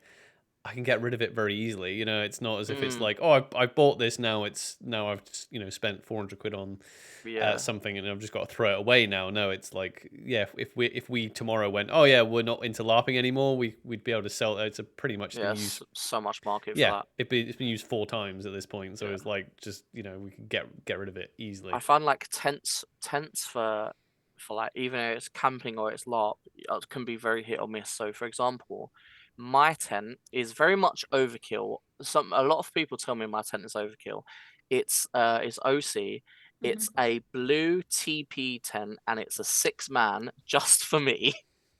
I can get behind that. Yeah, I do take like I take a duffel bag, like a huge duffel bag, because I have tables in my tent. I have like fans in it because I'm a big guy. Like I sweat, so I'm like I need fans. I'm very much borderline like glamping at this rate. We're 100% glamping. We are 100% glamping. We bring a bed frame. Yeah, we bring a bed frame and everything. So that's one thing I haven't been lucky with. Like I need to get better with my sleeping arrangement, because like the last event I had, I got a new one of those like prop up collapsible tents. And it was like, oh, it can hold up to like, I think it was like 27 stone. And I'm like, okay, cool, because I'm only 19 stone, so this should hold my weight. And luckily, I did have that bed, even though it broke, so it didn't hold the weight. But luckily, I did have that bed, because that was the event when it rained and my tent started taking on water, so I had to put everything on the bed. Oh no. I've got to admit, we felt a little bit kind of like bougie, really, because like I said, we have a bed frame, and some people's like complaints are usually like, we're like, oh yeah, this is great, and then sometimes people will be like, oh, my mattress deflated during the night, or when it rained at E4, like it was like a couple of hours before timing, wasn't it? And it like the heavens opened, didn't it? And then we were like, oh, this is actually quite nice, We were like underneath our awning, like, oh wow, the first bit of rain we've ever experienced. And then some poor people were like, yep, my tent completely flooded. It's just like, because there's no seal. So I literally like last week went and resealed my whole tent, because that tent, I got that tent for, I want to say 60 quid, and it has bug nets, vents, and windows. And I was like, okay, that's a good deal. I know, like I used to be a cadet, so I know like, and my mate does Duke of Edinburgh, so I'm like, okay, I know a good deal when I see it. I checked a few like last week when I was looking at like tents online. That same tent is now going for 180 quid, because they know how good that tent is. But yeah, that E4, I was getting ready to get in character, and then I think it was only like 20 or 40 minutes before in character when it started, and I was like texting Kat, who's my Thane. I'm like, hope everyone's okay, and you're ready for timing. I'm gonna be a bit late because my tent's taking on water. And then all of a sudden, like, I can't remember who I called. I called someone. I'm like, I don't know what to do. My tent's taking on water. They're like, what am I gonna do? I'm miles away. And I'm like, I don't know. I'm just nervous. All of a sudden, Steve comes along. Is like, get out here, Liam. We're here to help you. I'm like, yes. Oh, nice. So basically, what had happened was, Steve's great. Kat basically told Steve, as far as I know, told him what had happened, and he came with like, I think it was a ref or one of his mates, and they came with like duct tape, and were like, just duct tape it up, put everything on high ground. I'm like, okay.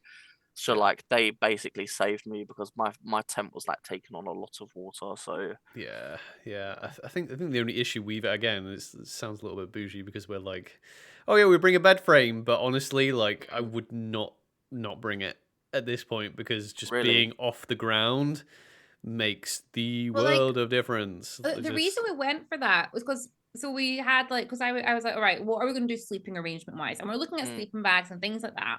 And I was like, well, we have like a day bed in the house which has 2 really thin mattresses on it. All right. I thought, well, we've already we own those. They're in our house. Why don't we use them? And then I was like, I don't want, if those get damaged, that's going to be a nightmare. So we can't have those on the floor. And I think it was for like, I think around roughly 60 quid on Amazon. It's a double metal bed frame that pulls apart into 2 singles, or you can screw them together. So we screw them together into like a double. Yeah. Put the mattresses on top of that.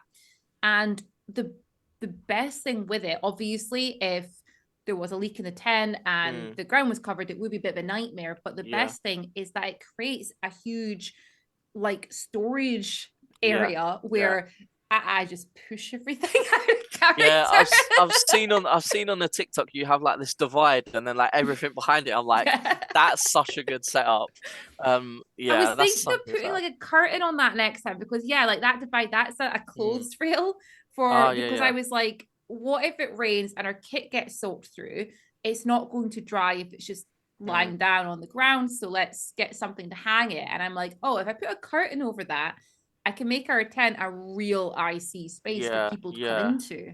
You might be able to get like something that could like screw onto both ends and like prop out. That might be a shout.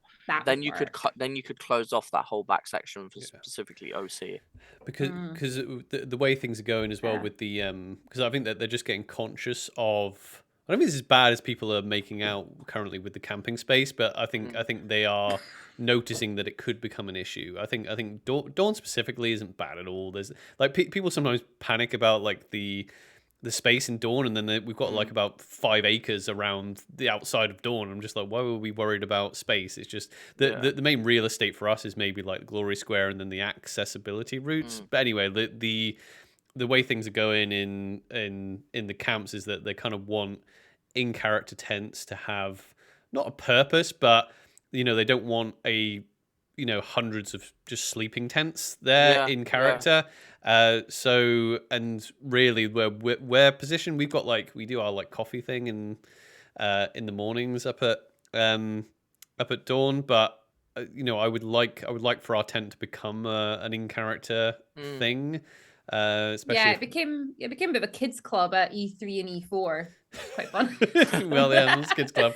I was thinking more about like if we got like some sort of like important hats or something like that, and then we could have Dawn Kids Club. Yeah, have people. Dawn Kids Club. There'd definitely be a market for that. Yeah, but like have them my little birds. Yeah, have it as like a little have his little role play area. In fact, like we had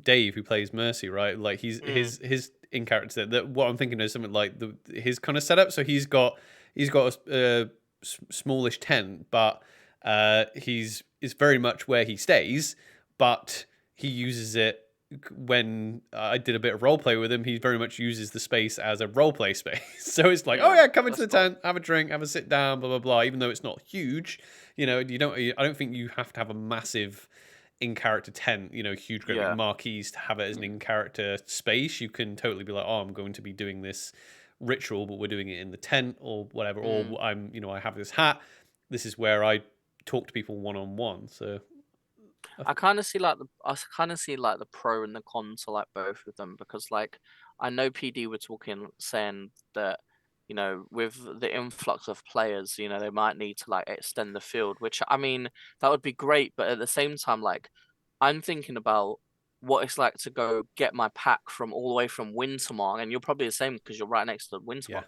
Yeah. Going to God to get your pack can take ages, and like the line's not short either. So like I can see the pros and cons. Like I think they said, what was it? If they extend the field, it'll be an extra 50% of Anvil, which is huge. That's a big space. But at the same time, I can see why people were saying like I don't want to travel that extra length. Yeah. But I think if PD can't buy the site, which obviously they can't because it's farmland, then eventually I put my personal opinion, I think they're either going to have to extend it or they're going to have to probably put a cap on tickets. Yeah, that's the thing with them. They would definitely have to put a cap on like who's camping in character and things like that. I don't think they're at the from what we got from like when we spoke to Matt, like I don't think he's very much like, oh yeah, more is like, he's definitely not going, no, we don't want any more. I think the growth is the amount. I think they want to accept if they have the same amount of growth this year as they had last year, which they're not expecting, but they're going to be very happy, which was a big uptick. What they're thinking is that, I think they're just being overly cautious, Yeah. I know we actually spoke about it in the break when we were talking about when they put in that they were going to change the rules on like dropping things off. I think and there was a little bit of pushback on that, but I think it's PD just being cautious that we don't want this to get to a stage where it's just going to be absolute pandemonium, because at the minute it seems to be working. It's busy. That's the thing, like we're used to like doing it in Dawn, and obviously like when we're setting up and stuff, we're not in other nations, so it's like I don't know what it's like in other nations when it comes to getting everything set up. In Dawn, the Glory Square is the perfect shape for a car park, and we everybody parks their cars like a car park. And it works, everyone helps each other, it gets set up, and we're great. But obviously I feel like they can't like put a thing out and be like, okay, so this is the new drop-off rules, but this doesn't include Wintermark and Dawn, because they've got a nice big space. It's difficult. That would get a bit muddied there, wouldn't it? Because I imagine it must be it must get quite hectic over by like the marches in Varushka, because like marches like behind Varushka, so it must I don't know, it must be a little bit more tricky with all the vehicles out that way, especially if people, and also it's like one way as well, isn't it? So you've got to come yeah I don't know. I think because I kind of grew up around like going to agricultural shows and things like that, where you have like multitudes of more people trying to get on and off a field with large vehicles and animals and things like that. When I go to Anvil, and the setup and takedown seems very like smooth to me.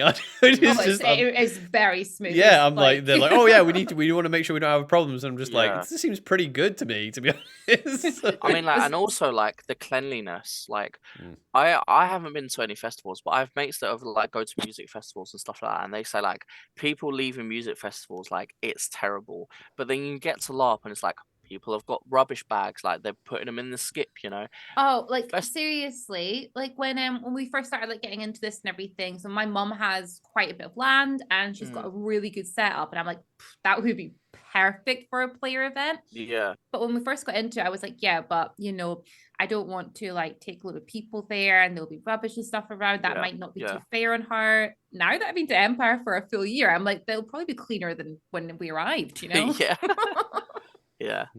So you mentioned earlier that you're non-com and you came like solo. Was that something you were worried about coming to the game? And I asked that because a lot of people that we like give the Empire pitch to are friends, and like, oh, you should try LARP. And the thing they say, usually most of them will say, oh, I don't think I could do the fighting.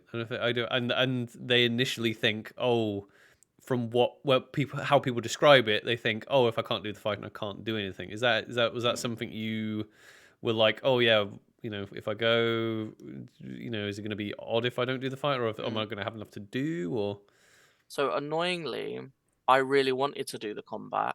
At first, when I made my character, I was like, oh, do I have to take combat skills? I knew that I wouldn't be able to because of my knee. I've got soft tissue damage, so like when it's too cold or when I've been walking around a lot, I can't, like, it's like I just can't. So I did want to do the combat because like I can just imagine, like, from my job at Secret Cinema, the immersion would be insane. Like, to go, and I know you've spoke about it, both of you have spoke about it yourself, when you're going up against like a line of orcs and stuff, and like that would blow my mind. Like, that's something I'd want to do, but like just because of my injuries, I just can't. So that's why I've had to try and find my own game away from the combat. Although, yeah, I did Monster once. I do recommend anyone that is, and I think you've echoed the same thing, anyone that is not going to take combat, at least try Monster one time if you can. Just so you can get an idea for it. It was great monstering. I've played an orc slave to a druge, and I was a healer. I quickly got out of the forest because the uneven ground was like insane and my knee was going. I'm like, I can't be here. And then luckily, when I was thinking that, I got shot with an arrow. So I was like, cool, right. And then went down to the floor, got executed, and a ref like leans over me and is like, just so you know, there's a bunch of people about to come through. You're gonna get trampled. I'm like, yep, I'm up. I'm gone. So, but yeah, I think. Yeah, I wanted to do the combat, but just because of my injuries, I couldn't. But I would say if you can monster, give it a go. Give it a go. But do you find that there was enough game for you to sink your teeth into without 100% being able to do the combat? Because that's I think that's the thing. I don't think it's the concern, but when we describe it to our friends and you're like, oh yeah, you should come along, they go, oh, I don't know if I could do the fighting, and then it's sometimes difficult to be like, I feel like you're overselling it. You're like, oh, you don't have to do the fighting, you can do this, you do this, and do this. So it's a concern that a lot of people have. I think like also like when you're at Anvil and you see the amount of people, you know, they're going to battle, they're walking along the main roads and they're doing their chants like Navarre and, you know, Wintermark and all that, and you're like, it's such a big part of the game. But then when you sit and you take a step back and you go, okay, there's traders walking around, they're trading their wares, there's senators going to do politics, you know, there's people going to conclave, and you think like, you take a step back and you really have to like go, there's a lot of game for everyone, even if you don't want to get into, you know, fighting. But on the surface, when you look at it, that's fighting is what people like see the most of, I think. It's because I guess it's because it's like the adrenaline filled, exciting action shot of even though there's no film, you know what I mean? Like when you're describing, if I'm describing LARP to someone, usually like just like the teaser trailer would be the battle, you know, that's what the Empire teaser trailer would be, you know, like the teaser trailer. In fact, I think Empire have literally done a teaser trailer where they've got all the like someone representative of each nation fighting barbarians. So yeah, that would be the teaser trailer, you know. But it's a bit like you know, Game of Thrones, when Game of Thrones was good, like the first few seasons. It's like if you were like, you know, selling it to someone through a teaser trailer, you would like show the battles and you would show the dragons and things like that. But that's not the best part of that show. It was it's the dialogue, you know, and when the writing was good, it was the dialogue and what was going on. That's the best part of the battles are awesome. But you're even for us, like who fight quite often. I know there are people that literally will skirmish all weekend, but we fight. We fight one day, monster the other, and we will usually go on a skirmish, and we'll fight in the Glory Square quite a lot, sparring in tournaments, things like that. It's still quite a small percentage of our weekend, you know, time wise. I mean, it's my favorite bit. So it's a bit that I spend most of the time thinking about and looking forward to. But like Oliver just said, it is such a small part of the weekend. Like, it's a couple of hours, it's done. I've justified the amount of beer I'm going to drink after running around for 2 and a bit hours. And then it's like, oh, well, it's done now. Now what? And then my main game isn't actually the combat, even though I keep saying, oh, I'm combat. My main game is combat. Not really, because it's such a like you just said, a small sort of part of it, unless you go in lots and lots of skirmishes, which I kind of like my character. And it's scary to do. So that's one thing. If you're a non-com, your character, because Anvil is like a safe zone, so it pretty much is. I know bad things can happen, but really it's a safe zone. Avoid the Reaper, it's fine. So if you don't go and do combat, your character is almost immortal, really. I mean, that's another reason why I didn't want to take combat, because I know like people get really attached to their characters, and I'm like, I'm really attached to Toddy already. And I'm like, okay, I can't do battle because if I die, I've spent so much money on my kit, and like, and I know people probably feel the same. Like, I've spent so much money on kit, I've invested so much. I think it is really good that there is so many different parts of the game for each person. You can who is it? Someone I think it's someone that knows Rick from Rick Van Man. Said that Empire, I think it was Holly, actually said that Empire is very much a buffet where you can take what you want to take from it.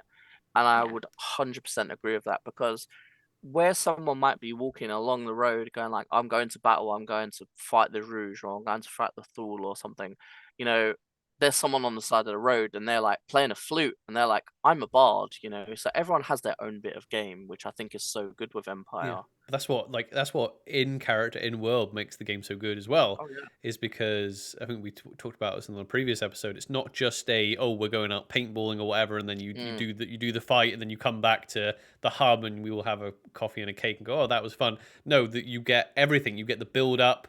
You go out. You do the thing. You come back, and there's healers, and there's bards, and there's there's the generals that are pissed off that something went wrong, and there's people as you're going through camp, you're like, oh no, you know, we have to go through the Brass Coast now, you know, and they did not have a good time, and that's what makes it. That's what makes it good. Coming back through the gate and seeing your like house members and friends and things, and seeing their face because they're worried that you might have died, or they don't know what's going to happen, and they're ready just to, like, you know, usher you back to safety and help you. And that sort of feeling is incredible, because it's just like, it's honestly, immense. it's so much.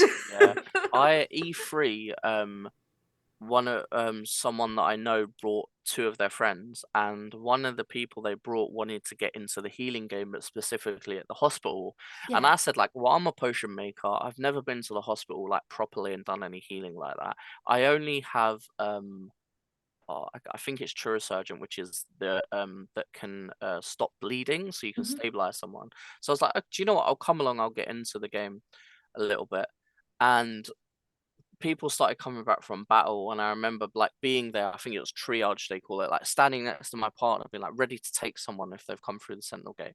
And I turn around and there's someone has come through.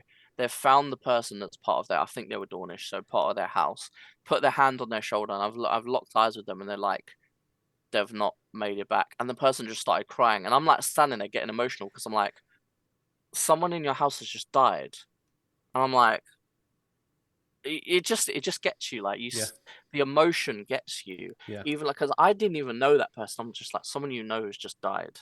Like, that's terrible. And it's that's something that is, you do not have to be out on the battlefield to get, because it's we're telling a story. The fighting's fun and it's its own little kind of mini game, but it's the overall game is about those little interactions, and it's amazing. Also I'm so glad last year I got to do a few bits and pieces at the hospital, like role playing. I got possessed, and I got really? I got possessed. I got a what you call traumatic wound. I had a rib that punctured my lung. Things like that.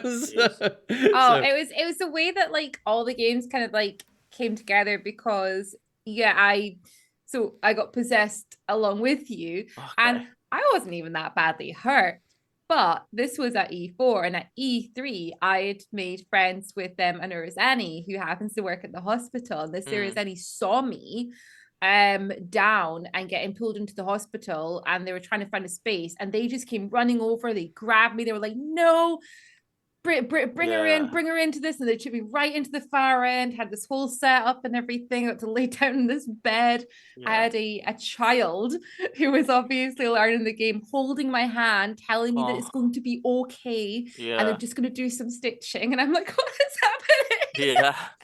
There is so much role play to be had at the hospital, like 100%. So much role play you can have there. It's just another part of the game that I literally sometimes ashamedly like forget about sometimes, and then I'm like, oh yeah, there's that whole side of the game, like especially with where like advising people, because someone's like, oh yeah, you know, you should come try and you could do this, you could do monster and things like that. I'm just like, I always forget sometimes to promote the healing side of the game, you know. Like, no, that's like a whole nother part. That's a whole other thing I can get into, because I feel like apothecaries are seriously underrated in Anvil.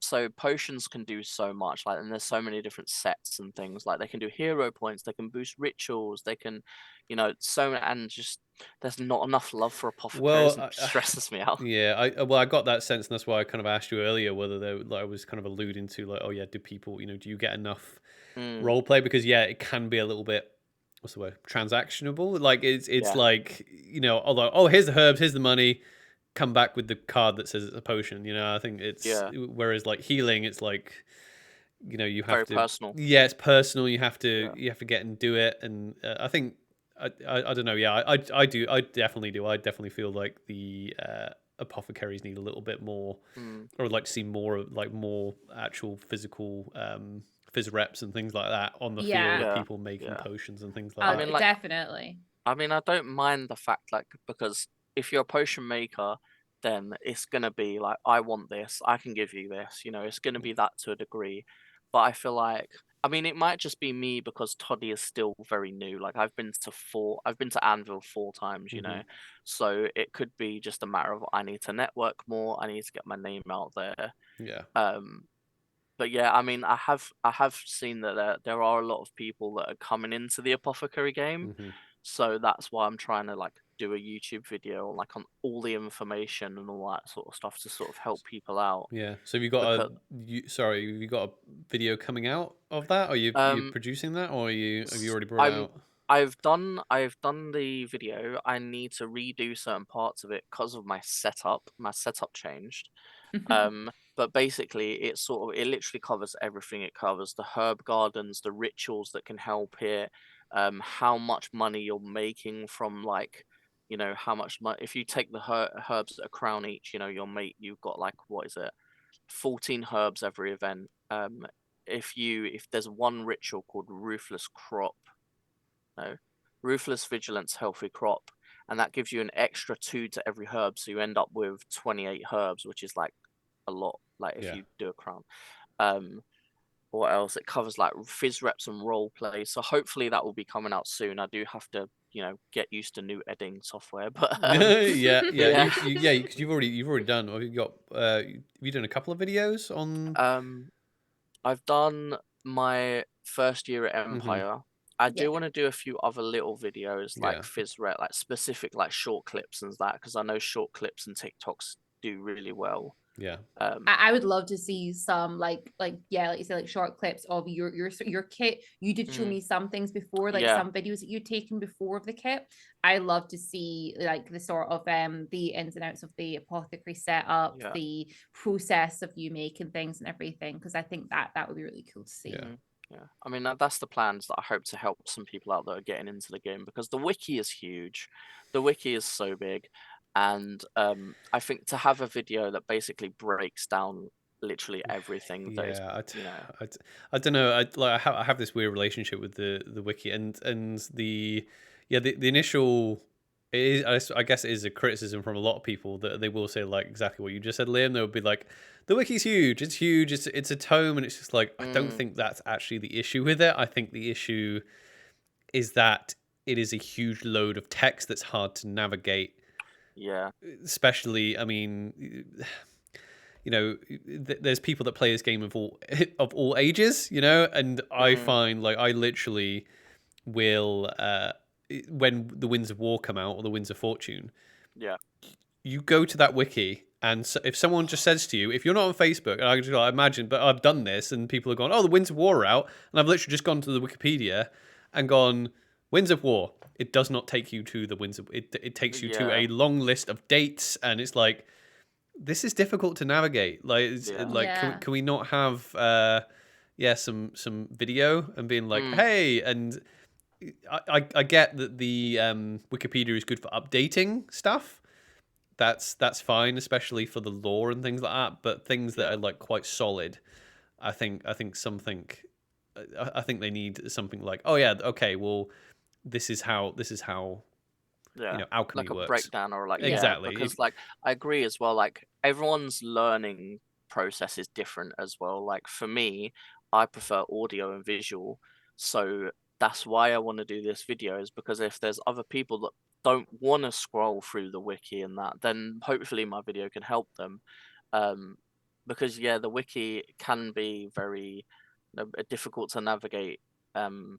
And that whole learning process is different for other people, you know.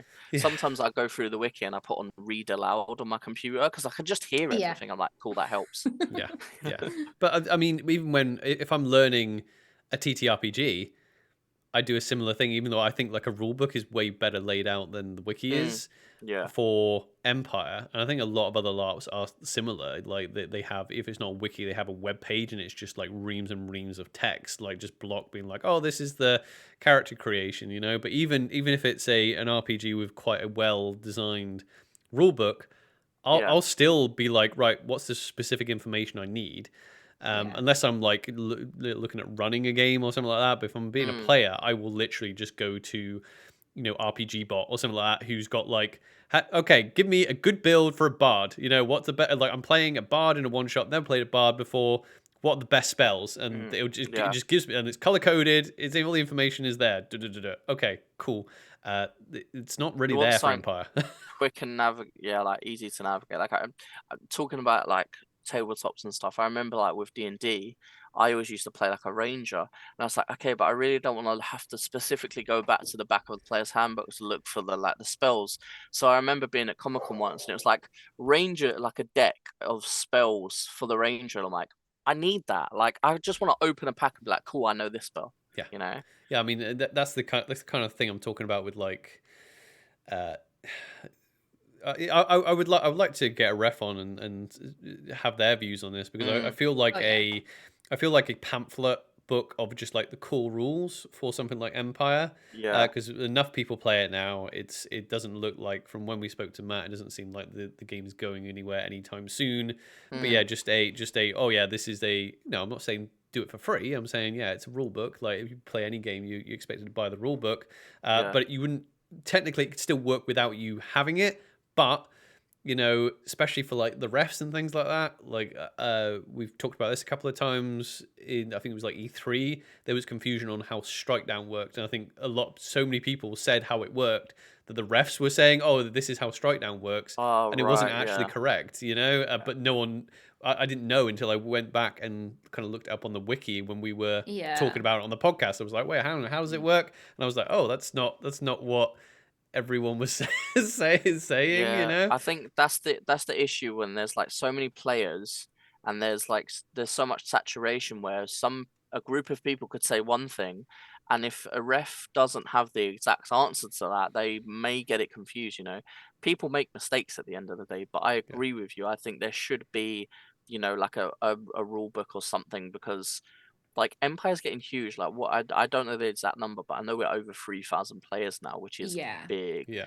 I don't even know what LT's numbers are like, but I don't think it's anywhere near that, to be honest. I don't think so.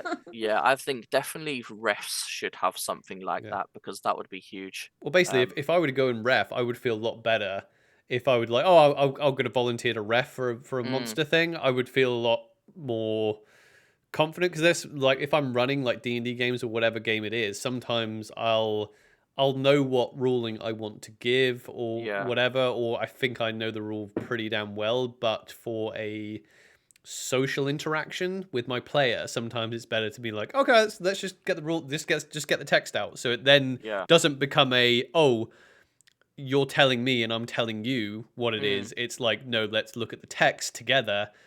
This is the rule. I'm good. That therefore I need to enforce that. It's a lot easier if maybe like there's a question, because I think they do it. I think it's like if questions get really complicated, I think in the field people will go to God and be like, okay, I don't know how this works, but like in the heat of the battlefield, and it's just like, no, this person that's not how strike down works, and the ref can be like, hang on. So the ref can know, oh, no, strike down works like this, and then there might be a conflict between the ref and the player. But if the ref just goes, okay, well, let's just quickly get the rule out for strike down. It's dead easy. Then there's no argument. It's just like, oh yeah, it says either your backside needs to be on the ground or on your stomach. You don't need to be on your back. Cool. Yeah. Let's carry on. So yeah, we're pretty much at time. Liam, do you want to, since you've got your, do you want to tell people where they can find your videos? And I'm on YouTube as Liam T Media. Instagram, I could probably send links because I'm pretty sure it's all the same. It's Liam T Media. Well, that's good. That's good branding. Yeah. Yeah. Yeah, thank you for having me on. It's been great. No problem at all. No, it's been wonderful, and I can't wait for you on. And yeah, if you want to make a mystery bag of make us a mystery Wintermark bag. Or I want a mystery bag of weapon things. Yeah. Okay. Yeah, I will buy it. What kind of thrown weapons can we make? Yeah. Oh, do you know what? That might actually, like, I wonder if you could put one of those legionnaires onto a throwing weapon, and then, because it would count as a hit, so that would be so clutch. Like, you would get. That's a good point. Yeah, that could work. Yeah, because if it still hits the target, because I don't think there's anything on the wiki that it has to be a held weapon. It just says apply it to a bladed weapon. So this is where we need a little rule pamphlet. You see? Yes, yeah. This would be. I've got my 2 swords, and then I've got 8 throwing daggers. Yeah. Oh, I'll get the kids to go and sell all this stuff, make me some money, and I will just. I'll be there pouring oil onto everything. Yeah. I would love to see the look on a player's face if you like threw a little throwing knife and was like paralyzed. Paralyzed. They were like, what? Anyway, yeah. Thank you very much for coming on, Liam. Yeah, Liam T Media. We'll put all the links down in the description below. But until next time, we'll say goodbye to the podcast, everyone. Bye, guys. See ya. Thank you very much for joining us. If you want to find Liam's content and his YouTube channel, the links will be down in the description below. If you enjoyed this, make sure that you ring the bell so you know when a new episode is posted. Until then, you can go and check out some of our other LARP content that we have out there. Until the next time, though, we love you and stay safe.